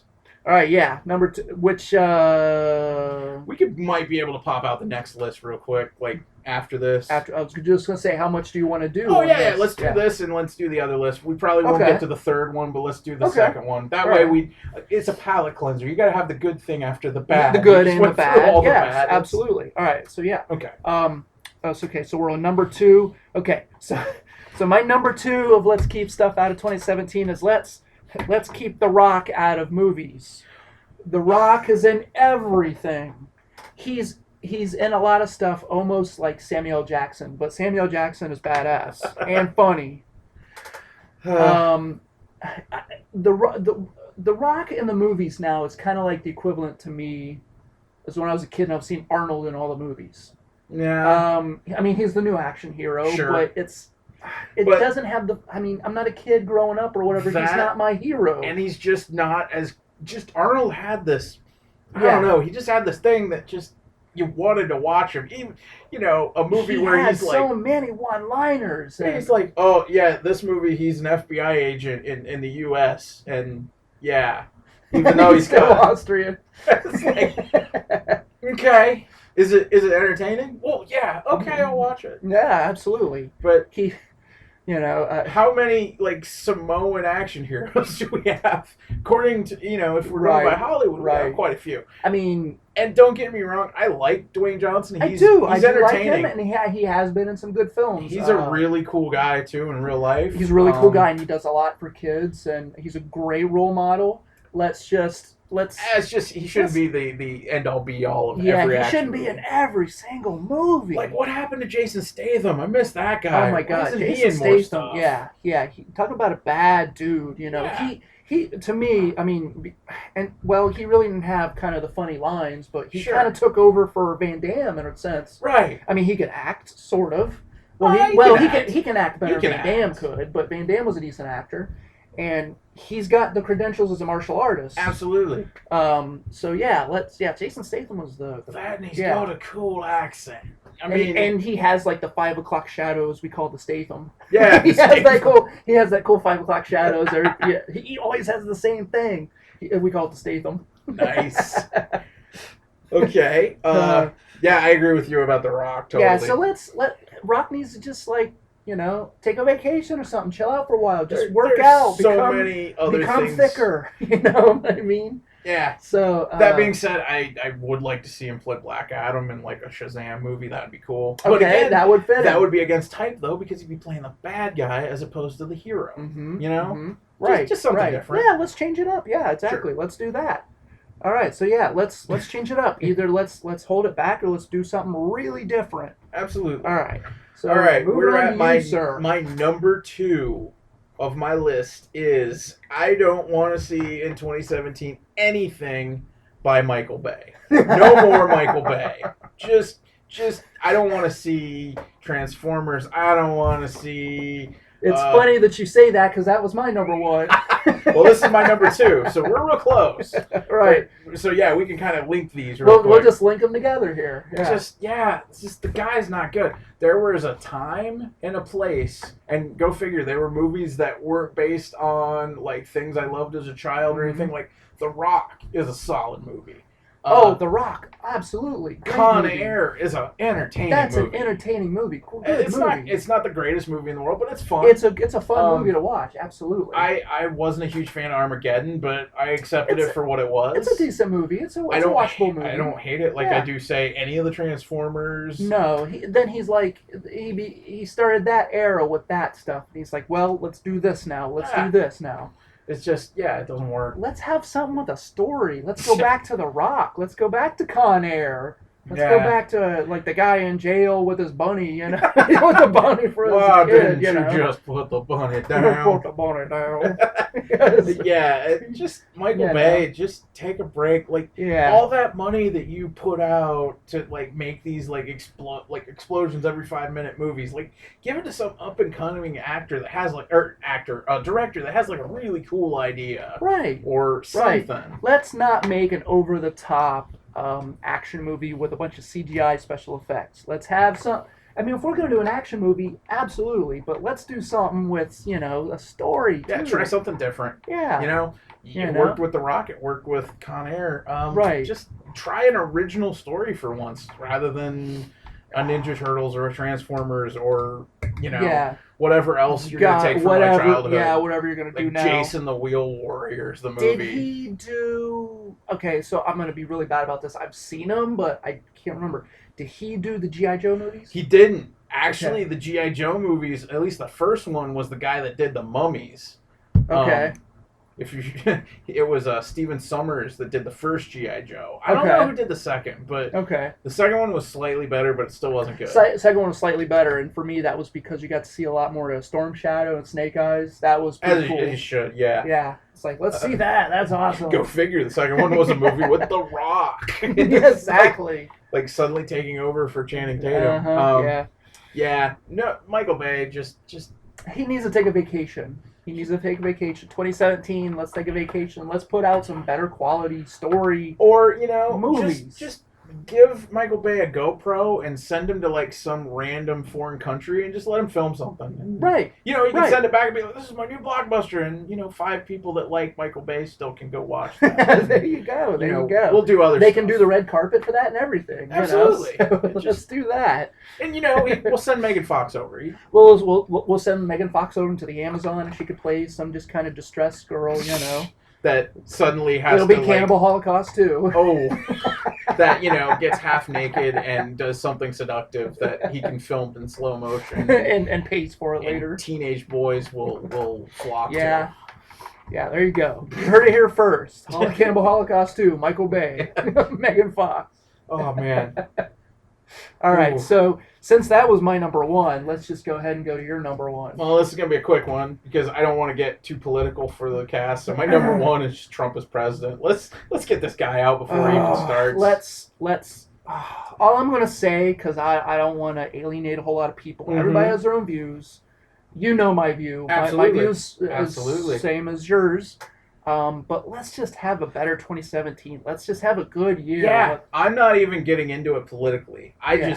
I said before he even put his had in, he's just not a nice person in real Right. life. He's not a good person. Like, he has admitted that he's done these terrible things, and he's not ashamed of it. Well, and now it seems like he's got to kind of pretend. You Well, know, he has been, but I mean, I don't know. yeah, we did 8 years with George W. Bush, and it was bad. Yeah. But I didn't hate the guy. He just seemed kind of like a dumbass. Yeah. Trump, I genuinely don't like this guy. Right. He just seems like a bad person, and I don't like that. I'm not, and that's not getting into any of his politics whatsoever. This is just strictly me going, I don't like him as a person. And you know what? I told you this before. We talked about this probably a week or so ago. Yep. So I'll say it now. If you're a music fan and like a metal hardcore punk fan, whatever, there's going to be some great music that comes out of this because he angers a lot of people, and there's going to be some angry good stuff. This is really funny, and I meant to send it to you. There is actually a Amanda Palmer who was in the Dresden Dolls. She's actually married to Neil Gaiman. She posted something. Yeah, they got married. Nice. She posted something that was just actually, it literally said, the only good thing that will come out of Trump's presidency is badass punk rock will come back. Yeah, and that was exactly what you said. Yeah, exactly. You know, you're going to have so many people that hate him in office that are going to... There are so many angry musicians. God, it's going to be like, you know, like Black Flag and the, you know, Black Flag, and they're dealing with like Reaganomics and everything. Yeah. Or like The Clash and Margaret Thatcherism. Yeah, you're gonna have some of the old bands come out of the woodwork with a great new punk album or a metal album or rock album, or you're gonna have like some new kids like coming out with just something great and angry. So well, I mean, it goes so far back as like, you know, the 60s, like the Vietnam War and Woodstock and all of these great bands that came out in protest. Like, we're gonna get protest music again. How cool is that? And it's like I said, when you go back to 2004, when you had Bush or whatever, and there were some great albums that came out, 2000, 2004, 5, whatever. So. Absolutely. Yeah. So I mean. So one way to end that's a win essentially, but. And on a good note about it, at least we're gonna get some amazing art, both musically, artistically, also in every sense of it. Yeah. Yeah. By him being a terrible person and being in power, we're going to have people that are going to speak out about it, and that's one thing to have is hope. So that's a good way to end that list. So that was our top 10 of things we don't want to see for 2017. Yes, no mas. No mas. Yes. So now we're going to go to our top 10 things we do want to see in 2017 because, again, I'm not a spiritual person. I'm not religious, but I do believe in hope, and my list is all about hope and cool stuff that's coming. So. Well, let's have you start off this time since I started off the last. I couldn't remember who started it, so thank you for that. I'm going to start my number 10 on this list. We're going really nerdy, really down in the depths of the comic book shop itself. Nice. I'm excited about my number 10 is the finale to Dark Knight 3, The Master Race, which is the third part of the trilogy of Frank Miller's Dark Knight Returns story. There's two more issues. No. There's one more issue to go, and it's been really good. Yeah. Anybody that knows me knows that like I consider Dark Knight Returns like the Bible of my Batman fandom, and it changed me. I read it at like 8 years old, and it was an amazing book. It's always stuck with me. That being said, Dark Knight Strikes Again was book 2. It wasn't good. Yeah. Frank Miller kind of like lost his way. I heard that was like a tough time for him. Yeah, he was into he was maybe a little bit of stuff, and I think he had some problems with alcohol. Yeah, and the story was all over the place. There were some cool parts. The artwork wasn't up to par. Artwork was, different. If you go and you look at those two stories back to back, it's very different. I'm not going to say it's not good because I'm a big fan of Frank Miller's artwork. Right. But it's different. I like Dark Knight Returns, the artwork better, but of course. That being said, Dark Knight 3 was announced, and he was co-writing it with Brian Azzarello. Nice. And the thing that I noticed right off the bat was that the things I didn't like about Dark Knight Strikes Again, that Frank Miller got a little preachy, got a little kind of crotchety in his narrative. Azzarello seems to kind of like rein him in a little bit. Mhm. And the story has been really good. Good. Without getting way into it, just basically the story is that Batman is supposedly dead. As always, the Gotham City Police Force is trying to apprehend anybody that might be related to Batman. They actually think they apprehend Batman. It's actually Carrie Kelly, the Okay. former Robin. Okay. And you find out that Bruce has gone way, way, way, way, way underground. Nice. And that there is basically without really spoiling the big surprise for big comic book fans that haven't read it, the Master Race refers to a race of Kryptonians that have suddenly come back to Earth and gone, well, we're all more powerful than everybody here. We should rule.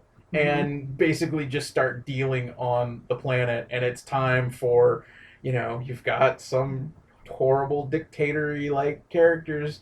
Suddenly we need somebody to come out of come back and fight for us. And that's kind of Batman comes out of retirement. Yeah. Again. Superman actually is working with him this time. Oh, he's actually working with him. Wonder Woman's there. And nice. It's cool because the last issue, Batman was mortally wounded. We thought he was going to die. And what was kind of cool is that the Dark Knight story is about Bruce at in his 60s. Like he retired and he's coming back to it.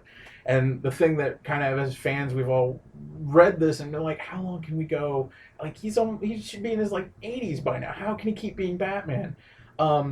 What's cool is the last issue he was mortally wounded and Superman takes him and flies off and he's like, I only have so much time to do this. And the last scene is he throws him into some glowing green fluid in a cave. And all of a sudden he pops back out. It's a Lazarus pit. Nice. And he pulls out a very young looking Bruce Wayne. Nice. So I think this is where the story's going to keep going, is that he's young again and he's going to kick some ass. Nice. So that's awesome. The finale comes out I think next month or so. Nice. See, I hate myself because I haven't read any of it.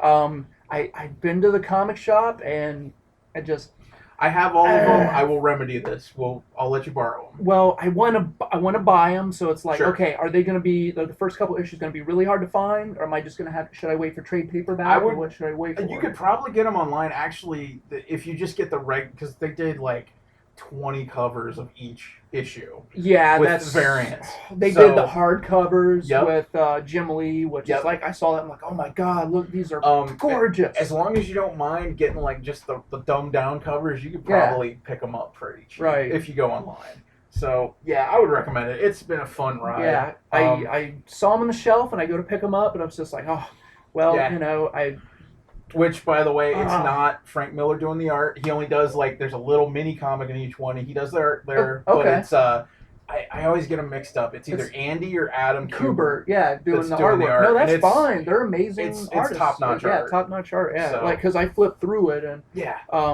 I saw definitely. So sometime soon I want to read them. So, absolutely. Yeah, it's worth your time if you're a Batman I was fan. Stoked when I heard they were coming out. Yeah. If you're a Batman fan, it's worth your time to at least check it out. And let's say if you like the stories too, and maybe they'll make a third. I really enjoyed the cartoons, what they did. Oh, yeah.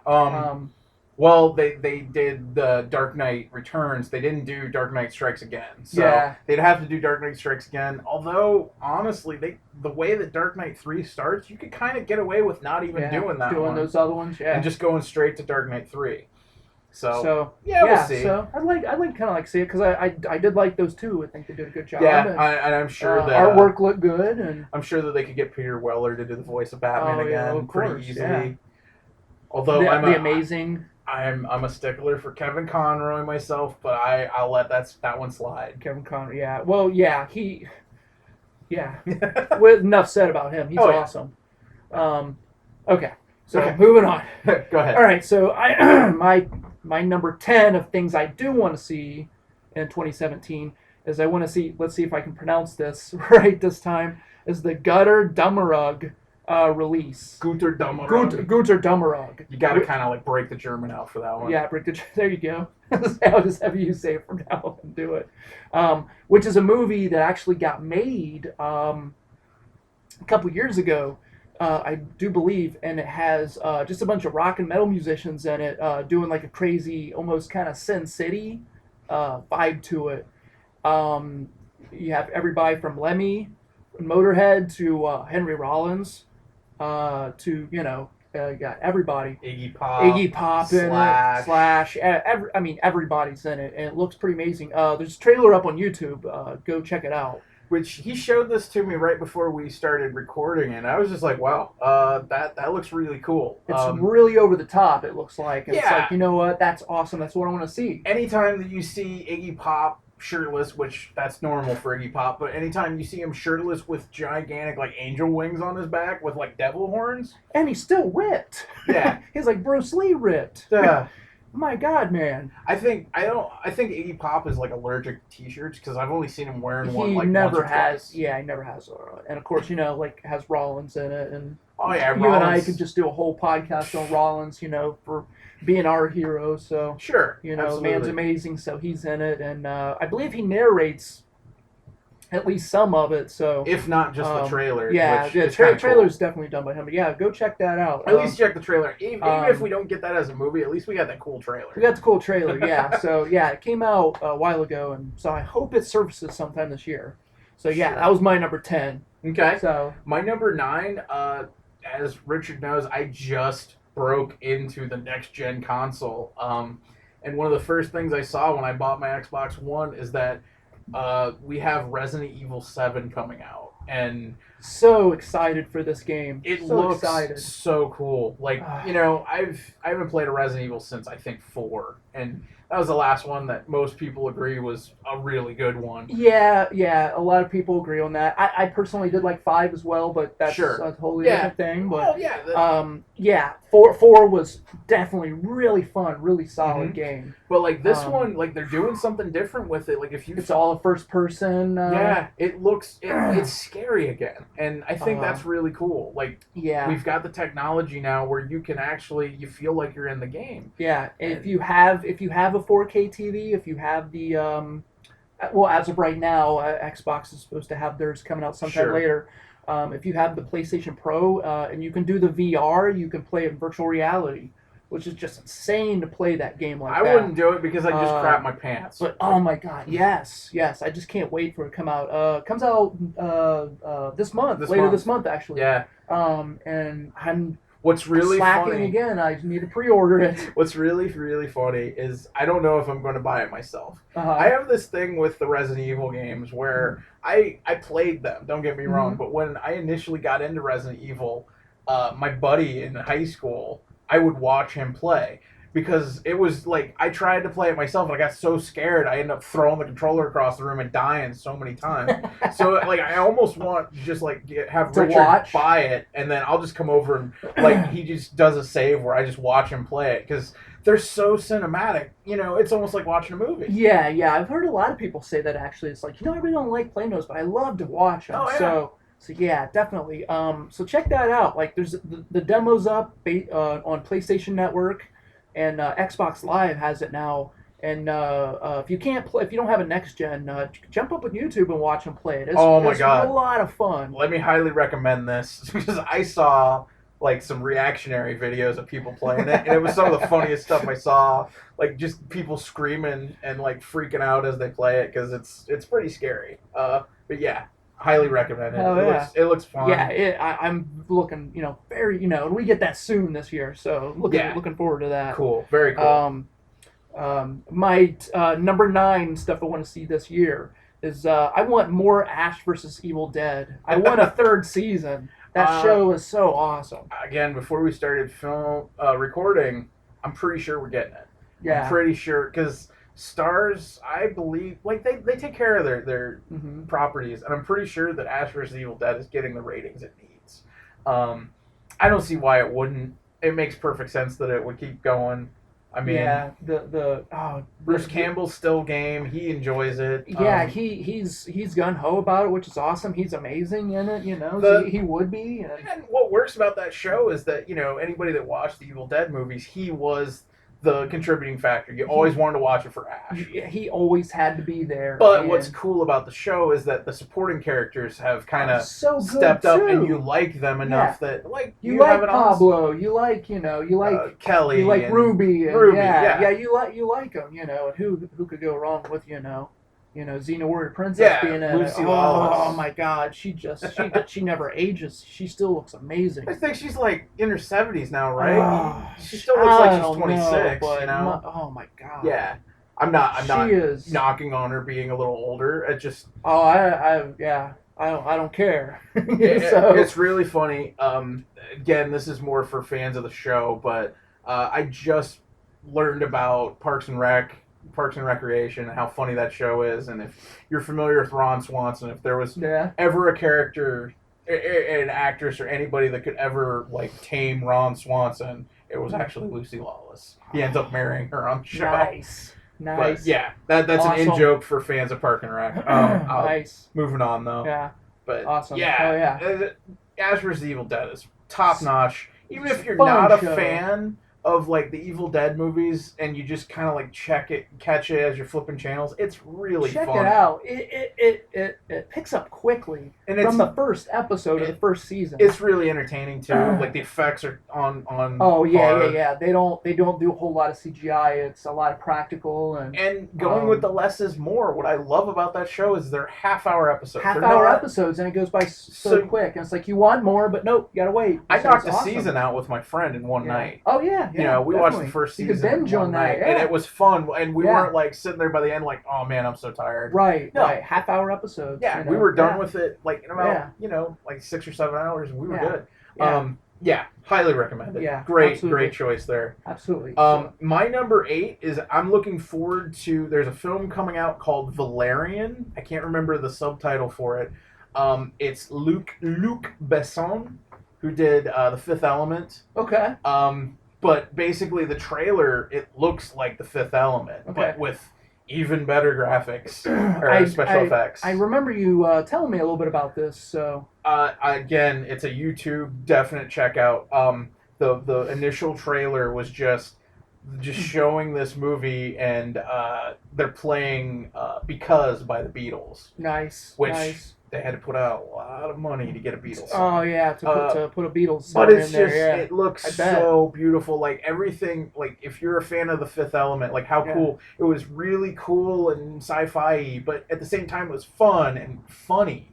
Oh, The Fifth Element was a classic, man. That's not on Netflix now. They took it off again, and I was like, why is that still not up there? But what I'm getting at, like the trailer makes it look like it's that kind of movie. Yeah. And I guess the director was actually inspired. This was based on a graphic novel from the 70s. Okay. And that graphic novel inspired The Fifth Element. So we can only hope that with that in mind, this is going to be maybe like very and it doesn't have to be like The Fifth Element. I want it to be fun, and I want to have a good time seeing it, and it looks cool. There's a trailer up for this. Oh yeah, I'll have to check that out. And it doesn't hurt that you have eye candy and Cara Delevingne, the supermodel. So right on. That always helps. But yeah, so I'm excited about that. I think that's going to be a good flick. Yeah, have to check that out. Yeah, it sounds awesome. Yeah, it looks fun. So, all right, back to you. All right, my number 8 and top 10s we want to see this year. I'm interested. I'm very interested, and I hope it is really, really good. Maybe I'll go out and buy one, see what kind of games we get for it. But I'm interested in this new Nintendo Switch. I'm really interested in it. So I stopped myself this Christmas from buying myself a Wii U, which I've been for a long time. And that's because I wanted it for probably 2 or 3 games. Sure. The most. And that's one thing that Nintendo just lacked, is with the system is awesome, but they need to have better games for it. So I hope they kind of don't drop the ball with this system. It's a really cool concept with being able to take it everywhere, and I'm really anxious to learn more about it. But yeah, I do believe it comes out this year. Yeah, it does. Okay. I've seen trailers for it and stuff. Yeah, it looks cool. Like oh, sorry, I didn't mean to No, you're fine. I was just gonna say, like, if I hadn't just drop dough for a Xbox One, I would almost go for it myself. But again, like it's not gonna have the games I've really wanted to play, like Fallout 4 and the Batman games. Well, that was just what I was going to say. They did get the rights for some bigger games that are on the other systems, so maybe we could see some things like that. That would be awesome. I would like to see them. As much as I love Mario, Mario is, in my opinion, like greatest. That's Absolutely. top 5 video games ever. Mario 3 might Mario be the greatest 3, game ever made. Which we just played last night, and we're playing more tonight probably. And now I'm jealous. It's awesome, but yeah, they put out bad ass Mario games and stuff like that, but they need to branch a little bit more and need to get other than kids. Let's sell this thing. Yeah, totally, and I get that. Like, little kids love Nintendo, and that's great. We grew up on it. Yeah, Nintendo, absolutely. Super Nintendo. Like still have it. I wanted to get into the Wii, but it's just I'm more of an adult now. I wanted to play games like Red Dead Redemption and the Fallouts and Mass Effect, and I couldn't play those on the Wii or the Wii U. I have a Wii, and I have the fighting game, the Capcom. I can never pronounce it. I don't want to sound like an idiot. But they have the fighting game out for it, and then I have the Mario Kart, and then I have the new Super Mario Brothers. So I have those games for it. But yeah, not a lot that I was really interested in. Sure. But I bought it pretty cheap for that. But, right. But yeah, hopefully we get to see some cool Switch stuff. Yeah, absolutely. We get to see the system. And okay. All right, what do you got here? My number 7 is the Justice League movie is coming out this year, folks. Oh yeah, the Justice League. And you got Flash, you got Aquaman, you got everybody, right? Yeah, Flash, Aquaman, Batman. Cyborg. Oh yeah. I did briefly see like a little bit of it's just the fact that Marvel fans have gotten their Avengers movies and gotten to see all of their heroes together, and now us DC fans are finally going to get our chance. Mm-hmm. Granted, it's still going to be Zack Snyder directing the movie. Take that as it is. The thing that I loved about Batman v Superman was that it wasn't the greatest story, it wasn't the greatest movie, but there were moments in that as a fan, I was like, yeah, that's what I want. It had its moments I really liked in Batman Superman. So even if it's not a great movie, like hopefully I get some cool moments, like. We've already determined that Ben Affleck is a great Batman, so he's in it, so I know I'm going to like it for that. You're going to like it for Batman already, yeah. And I loved Wonder Woman and Batman v Superman, so I'm sure she's going to be cool in it. Yeah, she was great just in the little bit she was, just in the kind of smaller part, but the fact that, like, I heard women, like, cheering in the theater when, like, she showed up. She was, fighting Doomsday and whatnot. That was cool. Yeah, and, like, the Flash is awesome. I wish it was the guy from the TV show. Yeah, that's what I was thinking, too. It's like, why isn't it him? They want to distinguish the two. Right. I understand that. And, like, I guess, Jason Momoa is Aquaman, like, this badass barbarian-looking that Aquaman. Dude, yeah. He was Conan the Barbarian. He's one of the best parts of that movie. And as rumor, I don't know if it's confirmed totally, but I heard he's going to do The Crow. Yeah, I had heard that. But that's a whole other thing. Sure. But yeah, it's going to be a big superhero movie, and even if it's bad, I want to watch it. With him directing the Superman, Batman Superman, hopefully he took some of the criticism to heart.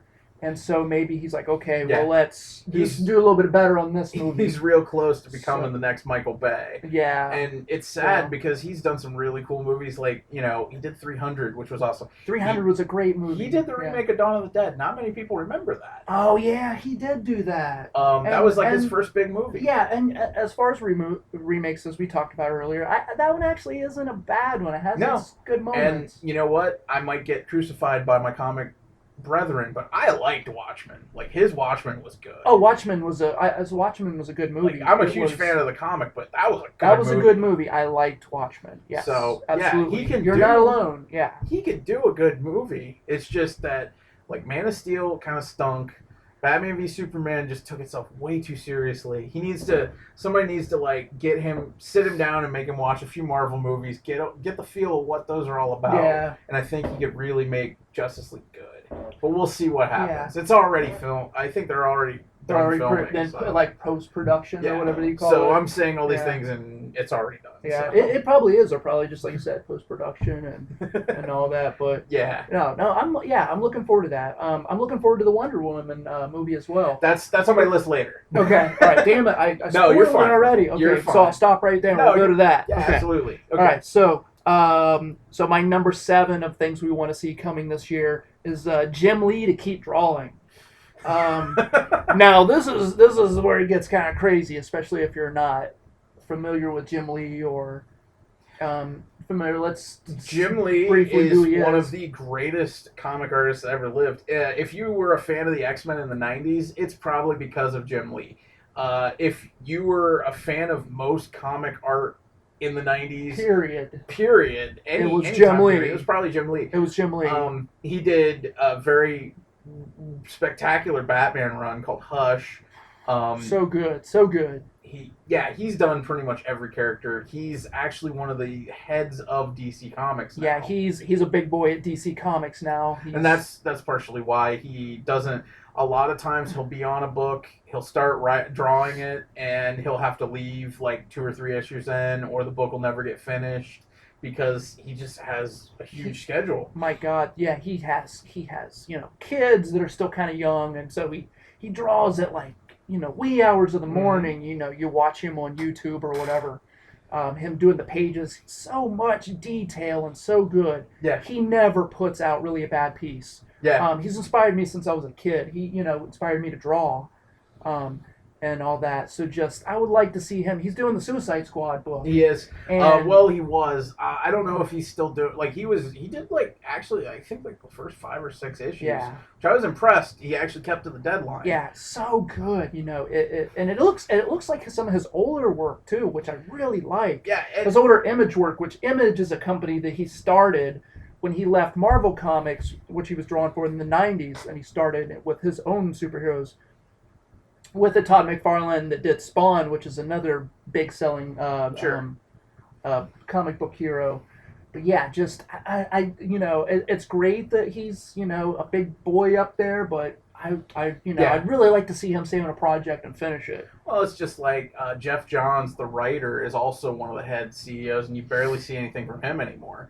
And that the world is a little bleaker for that because he's a really good writer. Really good writers. I mean, so yeah, it sucks, but I'm sure he will do something, even if it's just like drawing covers or pinups. He used to do a crap load of pinups too. So you'll still get his art. It's not like he's quitting or anything. It's just. No.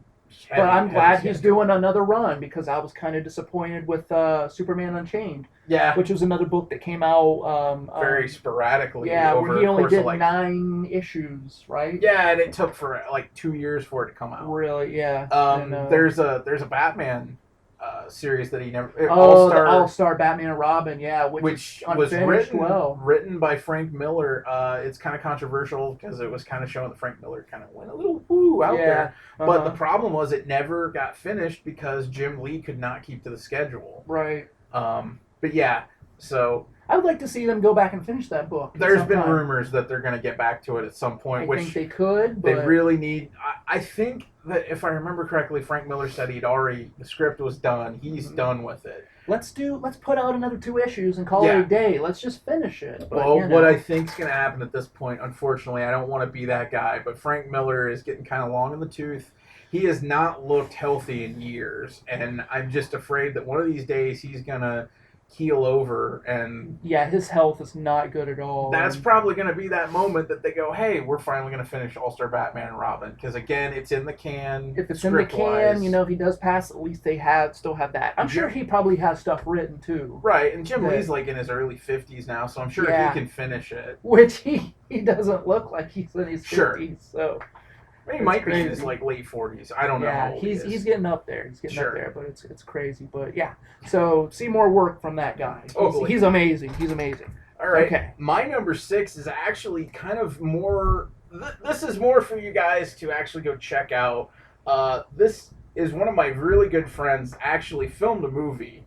So the thing I'm looking forward to is called Zombie Space Creeps. It was directed by my friend Aaron Martin. It was filmed in Newark, Ohio, which is where I live. It's a little ways from where Richard's at. It's filmed in black and white, and it's kind of his homage to old 50s sci-fi movies.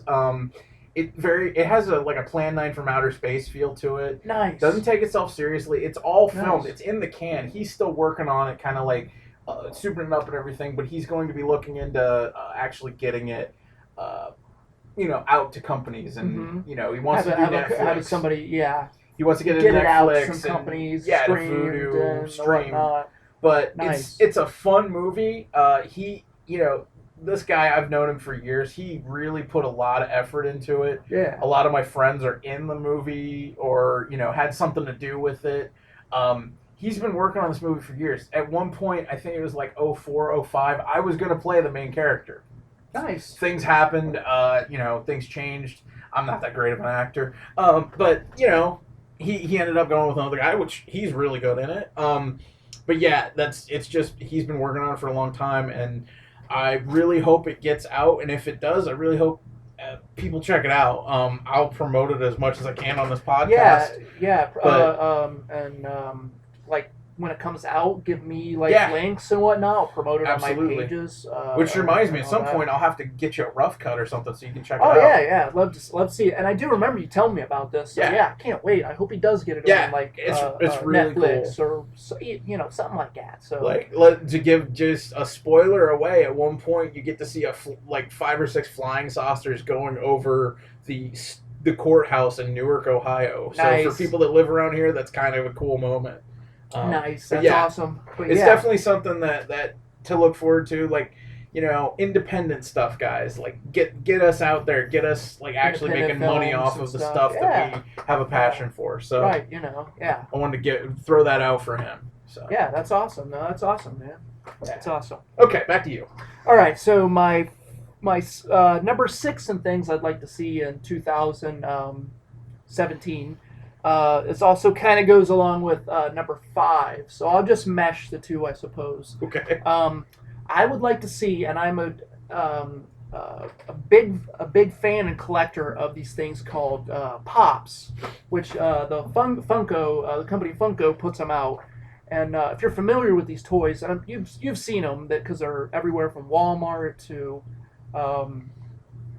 the nearest bookstore to gas stations. 7-Eleven has them, I guess, too.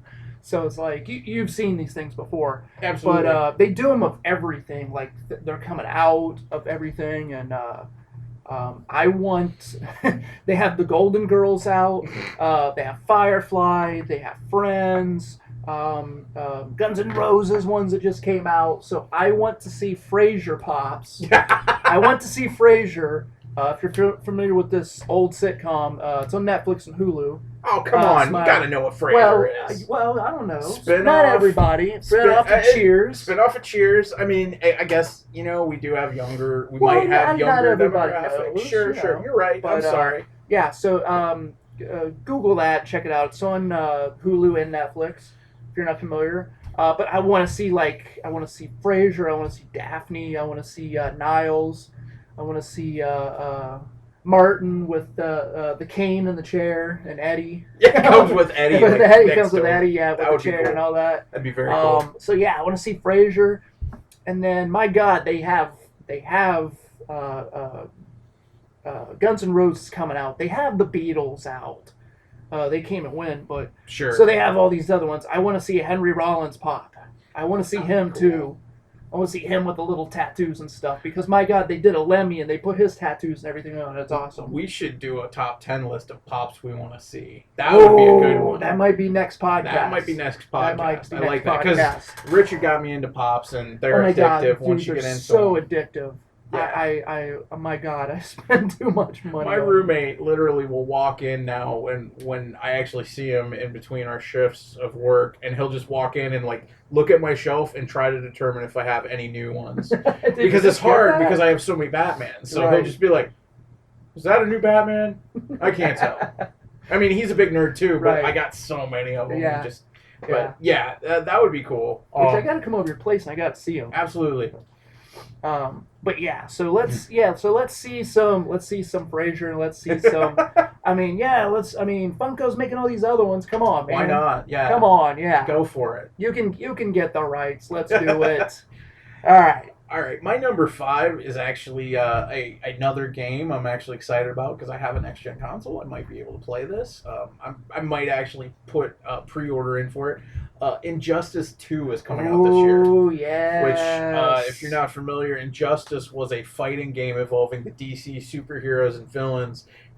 It was basically done by the same guys that did Mortal Kombat. NetherRealm. NetherRealm. Yeah. It was really, really fun. Oh. But the new one looks. I mean, it's a next gen, so already the trailers look. Trailer really good. looks amazing. But they've already announced some characters. Of course, your heavy You got hitters. your core ones. Your cores are there, like Supes, Batman, Wonder Woman. Supergirl. Supergirl's a new one. She's a new one. Yeah, she's coming in. Blue Beetle's coming in. Of course. Deadshot is coming in. Deadshot's coming. It seems like he's replacing Deathstroke, kind of. I'm not. Yeah, I have a feeling you'll see Deathstroke in. He's too big of a character not to have him. He involved. was pretty cool in the other one. He's gonna be there in some my favorite. Yeah, but of course Harley Quinn's gonna be in. You can't do a DC game without Harley these days. No, of course not. There's still, questions on who else is coming to the game. Well, they're going to keep it a secret, and maybe they'll kind of... they don't even have a release date for it yet, do they? I don't think they do. It's coming out this year, but they just haven't said yet. And what's cool about that game is you could pretty much, sky's the limit on DC characters. You can bring anybody in. You can have the core, and then you can have all the downloadable code. Oh, sure. Well, you like this character? Well, hell, let's throw in, And what I like, Doomsday and everything in the other one. So what I like about the original Injustice is the downloadable characters were like maybe $5-6. Yeah, so you don't have to pay a whole bunch. So you don't have to pay an arm and a leg for a new character or something you really want. And then after about a year, they bring out like the Game of the Year edition. You get everything with it. Yeah, which is what I did with the first one. Sure. I got the Ultimate Edition, and it's got everybody in. The first one is a solid game. It's awesome. Absolutely. The story mode is pretty fun. Story mode is really good, yeah.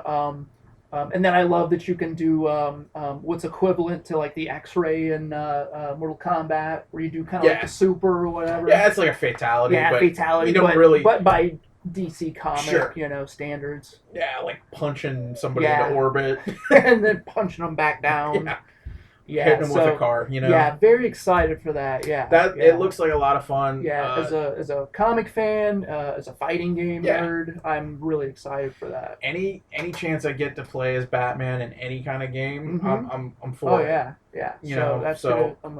I'm for that. That's gonna be cool. That, it's gonna be very. It's gonna be interesting with like the new mechanics too. Sure. I'm sure they'll add some new stuff to it. So so it'll be awesome. Can't wait. For Of course. All right. Can't wait. Okay, my number. You did 5. I did 6 and 5, so let's go to 4.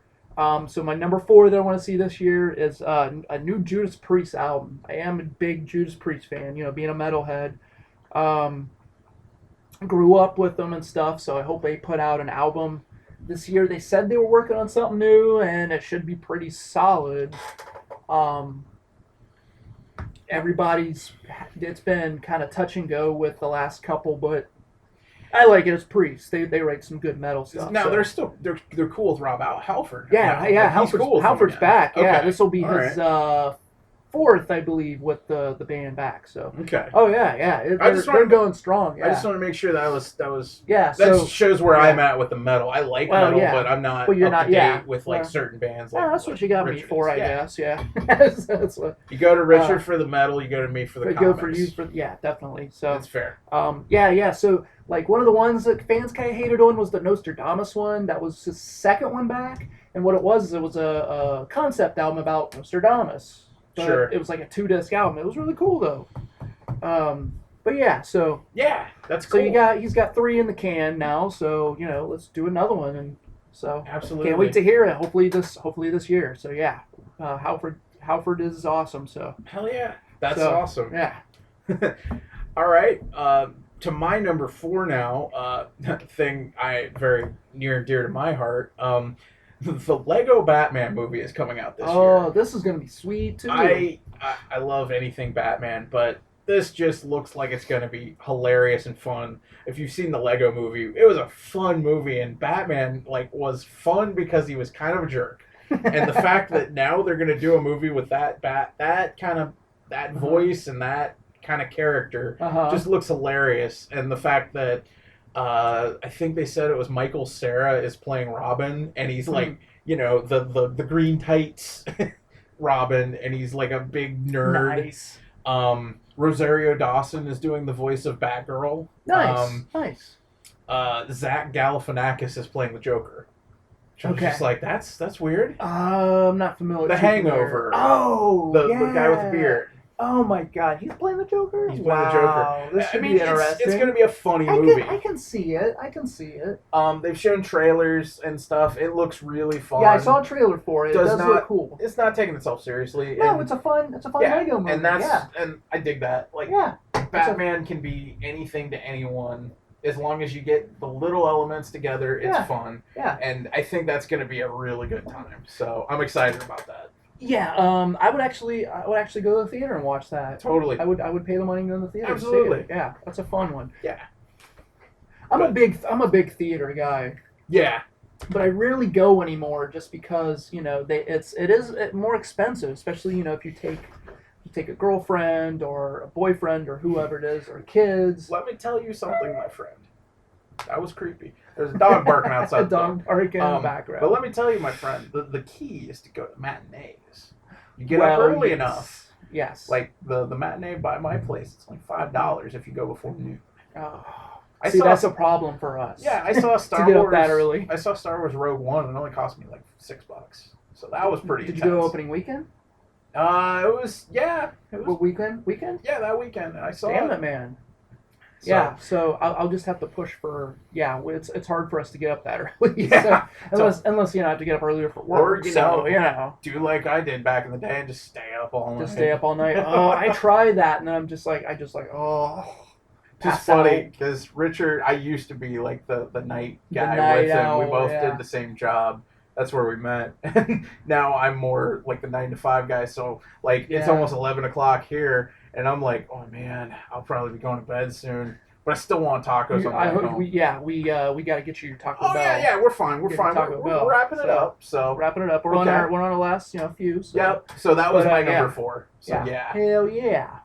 Right? Definitely. Yeah, that's gonna be a fun one. Yeah. Okay. Totally. So my number 3 of things that I want to see this year is, this is on Amazon Prime. I don't know if they'll release it on DVD later. Earlier last year, there was a pilot released on Amazon Prime for a show called Jean-Claude Van Johnson, which features Jean-Claude Van Damme playing himself as a secret agent, and it's a comedy. So the rest of the show airs later this year. I haven't said when yet, but the one episode is so funny. I want to go back and watch it again. It's so good. I can't wait to see the rest of it. I think it's great that Van Damme's still like getting work, and like it's more of a nostalgia thing now. Like there was so long that like if you admitted you're a Van Damme fan, it's like really that guy. And now we're getting to a point where it's like, yeah, well, it's cool if you're into Van Damme. Van Damme was pretty cool. I always was like, yes, Van Damme was like a hero to me as a kid. Right. He was one of my heroes. I still enjoy the train wreck that is Street Fighter for what it is. Oh my god, it is so bad. I watched that again not too long ago, and it's terrible. But it's a classic in the sense is it's goofy. It's just goofy. It's so bad it's that so it's bad such it's a good. train wreck that you sit there and you're like, I can't stop watching this movie. And I think it should. I would hope to eventually it gets the kind of cult status just because of how goofy it is, not because it's a Street Fighter, movie, but it's so bad it's good, and then you hear about so goofy, and what's almost as bad as the movie is the video game. Oh yeah, that was bad too. So bad. Well, and it's cool that Van Damme, I know he had some major, like, drug trouble. He did. He got into stuff like that, and then he got out of it. He's been trying, and this is just, like, it's a nostalgic thing, and, it's he pokes fun at himself, it's just like a fun show, so. I remember seeing there was a movie he was in called JCVD a few years back. Yeah, where he kind of played himself. Yeah, it was really kind of different, and I really enjoyed it. Different. Yeah. Because, like, he really, like, he was really emotional. Like, he really showed he had some range. Like, I was impressed. Yeah, that was really different, yeah. Wow, that was a few years ago. Yeah, I remember came watching out. it. My buddy was like all into Van Damme and Yeah, like just obsessed with Van Damme for a while, and he was like, "We gotta watch JCVD." And yeah. it was funny because we got into it and we're drinking and we're like, "Yeah, this is gonna be a good Van Damme movie." And like by the end of it, we're just like sitting there like almost on the brink of tears. Like that was It's kind of a crazy depressing. movie. Yeah. Yeah, it really is. It's not what you would think it would be. But yeah, but it's going to be funny. It's Right. funny. Yeah, That's it's him cool. playing himself as a secret agent. So, and he's poking fun at himself being a little older. So Sure. he's like, "Oh, I can't do that like I used to." You know, trying to do the splits and all that. You know, so he's joking around. Oh, About it. But I thought he could do that on the back of like a semi trucks? truck. Yeah, come on. actually bringing that up, my girlfriend has she bought these emojis where it's all Van Damme. I'll have to show you. It's on her phone, and that's one of the emojis. It's him doing the splits, and like there was like a Christmas one where he's doing it on like Christmas trees and stuff. it's awesome. So yeah, you know, I still love him, always will. So Right. it's gonna be on. great. I can't wait to see the show. Okay. Yeah. My number 3 to keep us rolling along, actually, he mentioned it earlier, is the Wonder Woman movie. Wonder Woman, yes. The Wonder Woman movie. The trailers look phenomenal. Looks for good, it. man. It looks good. Darn it, you know, like I kind of mentioned it earlier in our things we didn't like, but like Ghostbusters, I love seeing new people and like new demographics get into nerdy stuff. Like Ghostbusters was cool because it was little girls going to see it and kind of getting empowered. Yeah, and I did love that part about it. Sure. Absolutely. What I loved about Suicide Squad was when I was the opening night I went to go see it. There were so many like little girls, teenage girls with like the pigtails and everything. kind of the Harley Quinn. Maybe It's not the greatest role model, but she's it's a comic hero, and it is cool to give them right. that. And she's a villain, but at the same time, she's not necessarily all bad. No. And she's tough and can take care of herself, and that's something that girls should relate to. But if we're really gonna get into it, though, if you want a good a good female role model superhero, Wonder Woman is it. Wonder Woman, yeah, and the trailer looks good. The actress, she was.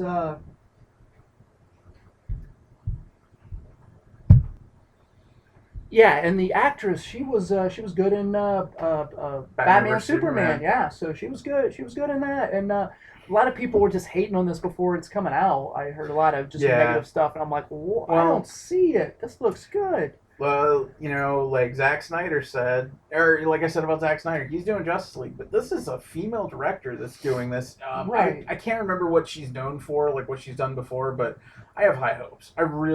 They need to knock one of these out of the park, really. Yeah. Like, if they want to contend with Marvel, if they want to continue making DC movies, they gotta get their crap together. Like, there's a Batman solo movie coming in like 2 years, but we're not gonna make it that much farther if we don't start doing a little better with these characters. You gotta make some good films that lead up to it. Yeah, so. absolutely. So Wonder Woman, it needs to be good, and I'm looking forward to it. Hell yeah. I can't wait, man. Can't wait. That's gonna be good. That might be one to go see in the theater too. Oh yeah, I'm definitely gonna go see that. That might be one to go. Yeah. So definitely stoked for that. So, all right, you're next. All right, my number 2, rather, the things we want to see this year is new Predator movie. That's right. New Predator. There's not a release date yet. Actually, I take that back. I think there was, but then they pushed it, and now they don't know, when it's going to be now. But, I'm stoked for a new Predator. As being a Predator, fanatic. So, considering I just got off of my New Year's Eve ritual for this year, was I drank a lot of hard liquor and watched Predator, Predator 2, and Predators all in rapid succession. Yeah, I'm ready for another Predator. Yeah. Those are all solid movies. It's time for another one. Even if it's a remake or whatever it's going to be, I'm excited. Yeah, it's going to be good. Got Shane Black, directing it, who was in the original Predator.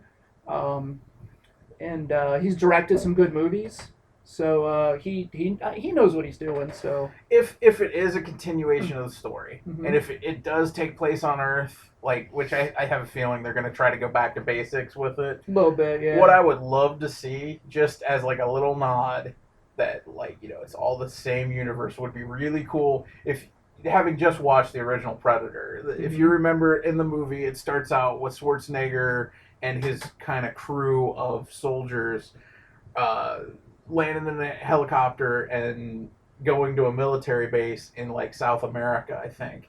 And there's, like, an old grizzled general there to, like, brief him on what the mission's going to be. And I was just thinking as I watched it, I was like, Schwarzenegger's, like, in his 70s now, and wouldn't it be cool if the next Predator... That's his cameo. That's his cameo, as he's the general, like, Dutch is now general. Nice. Like, yeah. I would dig that so much. He doesn't have to be in the movie, he Just doesn't have a to fight the cameo, Predator, even if he's just like, you're doing this, and it doesn't, it'd just be cool. Like, Yeah. he's Yeah. some shit, man. Yeah, he's like, I fought one of these. I know what it takes. Or even if he doesn't even know there's a Predator coming or something, he's just like, he's just like some general, yeah. It's And, just like it'd be small... cool if he has, like, a few scars, because you see him at the end of Predator, he's all beat up and yeah, nasty. yeah. It'd be cool if he had like a few scars on his face from it or that something. would be cool too. Yeah, let's have him beat up a little bit. Why not? Yeah, he's a soldier, so yeah, definitely. And like we were talking about earlier, we're gonna see some new gadgets from the Predator. And I read that they're gonna kind of continue the evolution, so we're gonna see some different Predators. So that's very cool. So we're gonna see more like the Falcon and the Berserker and. But that being said, I kind of hope that it gets back to its basics. I loved Predators, but maybe just one Predator. It'd be cool if it was like one Predator versus like a group of guys or something like that. Kind of like bring it back to its core, because the movie. The reason why the first one works really well is that it's the concept that, Schwarzenegger's guys are like the best of the best, and they're getting wiped out by something they've never encountered before. Yeah, something crazy, yeah. And at the end of the day, it's just one guy that outsmarts the hunter. Right. And, Predator 2 is an underrated movie. It's pretty much the exact same Amazing concept. movie, yeah. Exact same concept, just different atmosphere. Yeah. It's like, you're in the jungle, but the concrete jungle. Sure. And Predators basically went back to basics as well. It was the exact same concept. It was like, these are the best of the best. Yeah. And they're all being the hunted. Killers and stuff, yeah. So. Yeah. Which is, a lot of people hate on that one, said it was crap. We like it. Yeah. I don't know what they were talking about, because that's a really good movie. It's good. But yeah, my only concern about it, and we were talking about this earlier, was there just wasn't. I could have had more time. Seeing the Predators with like their with the Falcon or whatever. They were trying to do a lot of stuff in that movie, and that might be why it's not as awesome as it could have been. There was a lot they were trying to do with a little amount of time. Yeah. And like you got 3 Predators, and then you have like the classic Predators there too. Yeah. There's a lot of stuff they had to do. And then they had, like, Lawrence Fishburne's character. And then they have all the badasses, which they kind of gave a little bit of backstory. So you got to get a backstory in everybody. Yeah, there's a lot they had to do in, like, a span of 2 hours. So just talking about it, I want to watch it again right now, so. I've got it. Yeah, as I say, I have to bust that out and watch it again. Yeah. So. But yeah, I'm with you on that. I'm excited. Even, I'll throw this in real quick and we'll be done. They did a PS2 game, Concrete Jungle. Called Concrete Jungle. Yeah. Where Predator comes to Earth because I'm trying to remember. Like one of them crash landed and like people like stole all of his technology. The dudes from Predator 2 took his technology and started. There you go. And so he's back on it. Well, let's see a movie about that. That's an awesome concept. That's very cool. Yeah. Of course, we'll never get to see, other than like fan films, Batman finally fighting the Predator. The Predator, which is cool. Yeah. Wolverine or whatever. Yeah. That was cool. That was cool too, but I mean, like, he'd wipe him out real quick. Guy can't die. Come on. I know. Shit. All right. My number 2, which again, this is going to be funny because I just found out that Richard was not a fan of the first movie, and I really was. I'm really excited about Guardians of the Galaxy Volume 2. Okay. I'm not a Marvel fan. Like, I'll watch them, but I think they get too much credit. Like, everybody's like, oh, Marvel movies are always good.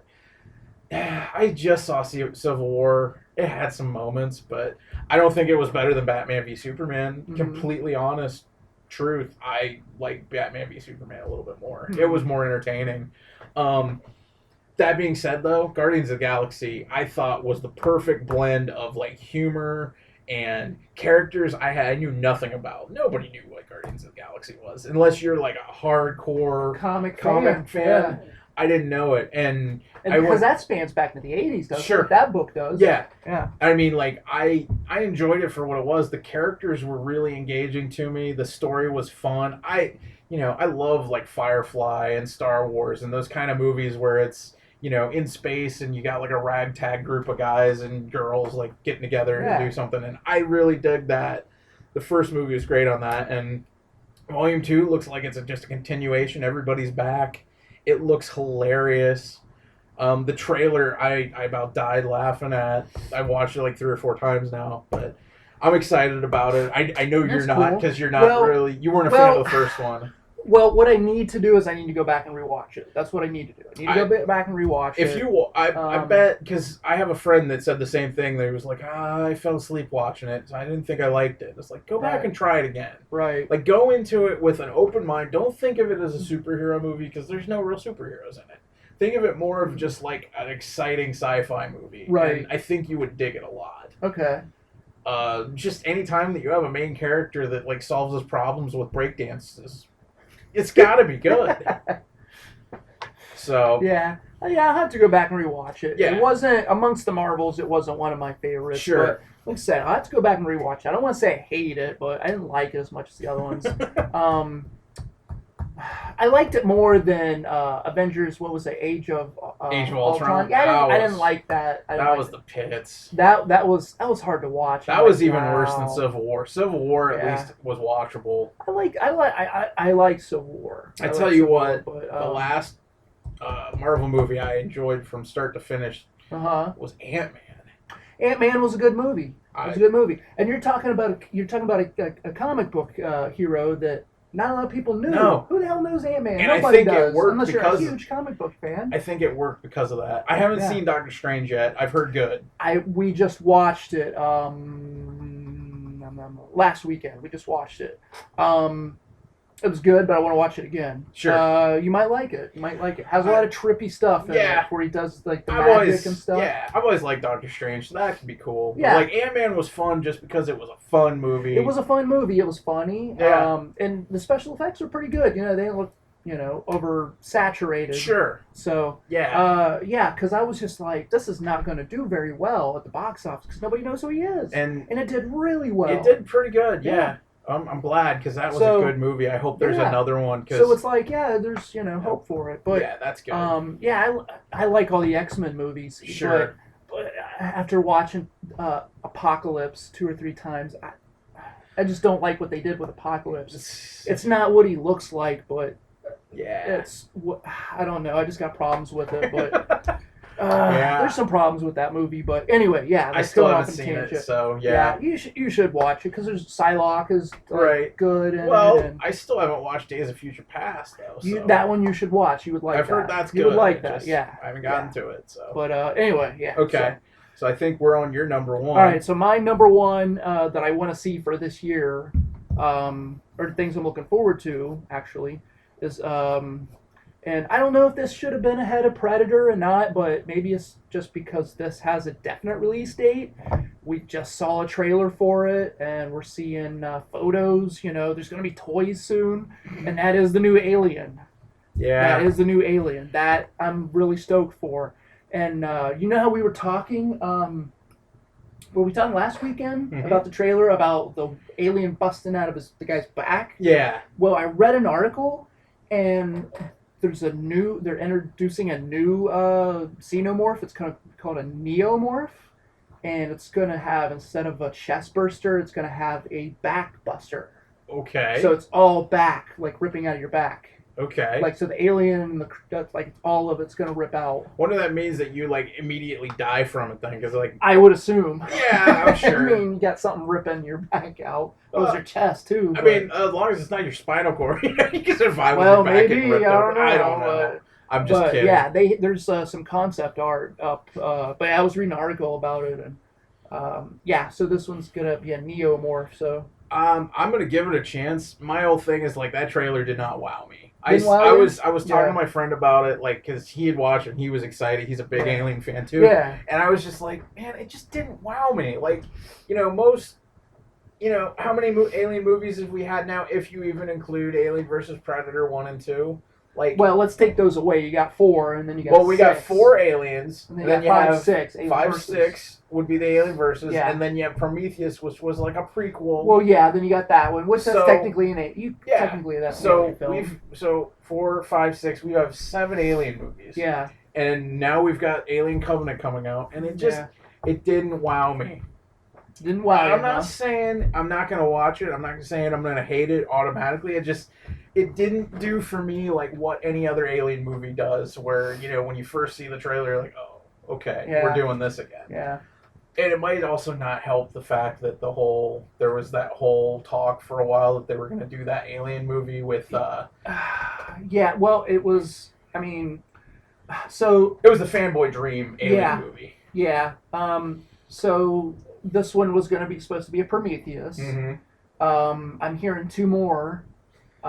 Next one I'm hearing supposedly is supposed to have Ripley. Ripley's in it. Yeah. Well, the rumor was that Ripley and Hicks were going to come back for Ripley the and next Hicks. one. Yes. That's what I would be excited to see. How they're gonna do that with Hicks, I don't know. Well, what I had heard, I mean, the whole thing is if you played Colonial Marines, which was a terrible game. I actually did not play that. I should have. I didn't, but I watched like cinema scenes gameplay on like YouTube, and what they determined is that Wayland Yutani had basically made it look like Hicks and Newt died and Ripley died, and in reality 3 and 4 never happened. Those were all basically like, I'm not entirely sure, but bottom line is that in Colonial Marines it's actually Michael Biehn as Hicks talking to the main, the player character and helping them out of this situation. And you determine that Hicks is alive, Newt's alive, and they're basically freedom fighters against Wayland Yutani trying to bring him down. Okay, that's cool. So I guess what their idea was is they wanted to continue with that idea. And That's that would be cool. the cool way to bring Hicks and Ripley in, and like, Michael Biehn would have all this like scar tissue. The scar, because they have the concept art of that. You've seen it, I'm sure. So. And like Ripley would be back. Yeah, so they probably would recast Newt as someone else, somebody else. But yeah, I mean, I mean, I don't know. That's definitely sure going to see that. And it's still an Alien movie. I'm sure it's still going to be fun. It just Prometheus put a bad taste in my mouth. Yeah. I wasn't a huge fan of it. And that's where our differences. Sure. Which is awesome. We have. Absolutely. I'm not because I love Prometheus. I went opening night and saw it like in the IMAX and stuff, and I thought it was like a gorgeous movie. They did a great job. Oh yeah, it's pretty, and there are parts I like, but it just overall I was just like this wasn't good. And then I heard that a lot of people were confused by it too, like they didn't know it was an alien movie until kind of the end when the Deacon busts out. Mm-hmm. I was like, oh, that's a xenomorph, that's an alien. Yeah, Well, and me watching it, I was like the whole time I'm like, this is a prequel. So why aren't we getting more Alien? Like, I'm confused by it because it's not more Alien. And I understand that. It just, parts didn't work for me. But it is what it is, and I'm hoping for good things with Covenant. Maybe it's going to fix things. Like, I would hope that if this is another prequel to the Alien movies, that hopefully this one would end with, finally getting to see the actual xenomorph coming to fruition. And I would assume so. I would assume that I don't know. I would assume maybe we'll get to see the new ones, the new chest busters or the new back busters or whatever, and then like the old ones as well. Like how it kind of like the evolution, I suppose. But, maybe it would be cool if it ended on like a character just like going into convulsions and the last. The final shot is a chest burster. Is a chest burster or even a xenomorph, a little xenomorph. So sure. So stoked right for on. that. Let's hear about your number one. And Here we my go. number one, which is kind of vaguely similar to my things I don't want to see list. My number one, things I am looking forward to not seeing in 2017 is Donald Trump not in office, because I have a feeling that guy's not going to last very long. And people have said, they think he's going to get impeached, and we can only hope. and all that. Well, I mean, I don't wish ill on people. I don't wish death on people. I sometimes wish ill on people, and I wish ill on him. Just not. I don't want the man to die. I just don't want him in you office. just don't want him in office. And again, I don't want to bring the show down or anything, but it is what it is. Right. But yeah, there's so many cool things coming in 2017. That's one thing that we don't need. Let's have some. Let's have more positive. Positive. Yeah. Let's have more cool stuff. Let's have more cool comics, some new stories, some new movies, like things that we can be excited about, things that we can look forward to. That's what 2017 needs to be. It's inspiration for me. I use that word all the time because I constantly I love to be inspired, and it's like I have to be inspired. I have to surround myself with inspiration. Absolutely. That's with everything, including that stuff. So And yeah. Yeah, and to kind of go on to the bad things of 2016. 2017, we lost a lot of cool people, a lot of heroes, people that inspired us. You know what? I'm going to say to all of our people that might be listening, here's a New Year's resolution for everybody. In 2017, you might have lost one of your heroes. You might have lost one of the people you love. You might have lost a loved one that really inspired you. You know what? You need to go out. You need to inspire other people. Make art. Make good art, as Neil Gaiman would say. Do awesome things. Take chances. If you have a story that you want to write and you don't know if people like it, write it anyway. Draw something that is completely out of your wheelhouse. Yeah. Just do something different. Do anything inspiring, and you'd be amazed at what's going to happen. My goal in life is to, when my tombstone's out there somewhere, that when somebody comes across it, in 30, 40, 50 years, they go, oh, that guy did this. That's cool. Yeah, it goes for the same with me. When I leave this place, I want to have a body of work to kind of show what I did while I was here. So, Yeah. and hopefully, when I go or whatever, it's like, it's like, oh, that guy, that's all he wanted. He wanted to inspire people, and he wanted inspiration, Exactly. out of everything. So. Absolutely. So if you take anything from what we just did over the last 2 hours, two hours and a half, yeah, just know you count in this world, and you can inspire others with anything you're good at. So go out and inspire. Preach hope. Do good things, man. And try to leave your comfort zone a little bit. Just a little. And learn something. Absolutely. Stuff you love. So well. As we can see from our recording studio, the cat just was begging to get out, and one of my mini cats, my kids as I call them. We're winding down to the witching hour. So, we're a little past 2.5 hours. So I don't know if this is gonna go 2.5 hours every time. This was a kind of an experimental show. Yeah, let's maybe make this for a first one, and let's maybe cut it down to. Maybe we'll do an hour next time. Maybe a half an hour. We'll do one list next time. See how that works. Sure. Maybe talking, some things or whatever. So I was afraid. It's like, wow, how much are we going to be able to have? Make much time? Answer that question. Yeah. So hopefully we'll get more guests, more voices to listen to. That's the plan. I'd like to have some other people kind of come in, and so we'll see. Some people, like I said, interested. So yeah, totally. So this will definitely not be the end. This was fun, and this was fun. It was awesome talking about it. As we always talk, and we always wanted to do this. So, all right. So before we kind of go, is there anything that you want to say about, you want people to let you know where you're at or anything? Actually, I'm bringing up my phone right now. And letting know about my Twitter handle is Batastrophe. It's Sean Duffy at twitter.com. If you listen to this and you want to talk or send me a message, just even to say, hey, I listened to it and it was complete shite. Give us your views. Thanks for your feedback. I appreciate that. But yeah, that's where you can reach me.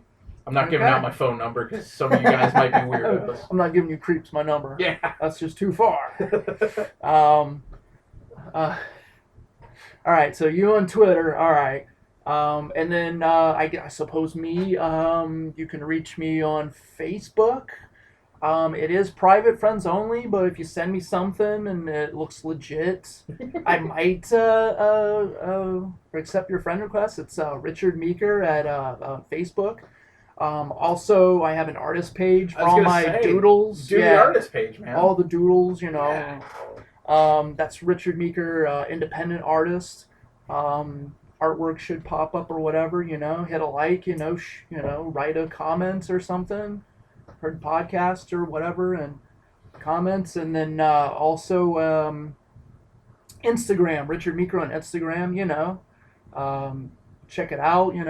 I'll try to maybe post some links or whatever to for this on YouTube on my pages as well. So try to get this thing going. Not sure what we're gonna call it, or but We'll I'll work on definitely that. get a page going and stuff, and maybe Absolutely. even an Instagram and Facebook or whatever. So Yeah, this was an experiment that seemed to succeed. yeah. We'll get a So little I more- had a lot of fun, and I can't wait to actually go back and listen to all this. The 2.5 hours. So Yeah. so Going on 2 yeah. hours and 40. So we Stories, should yeah. cut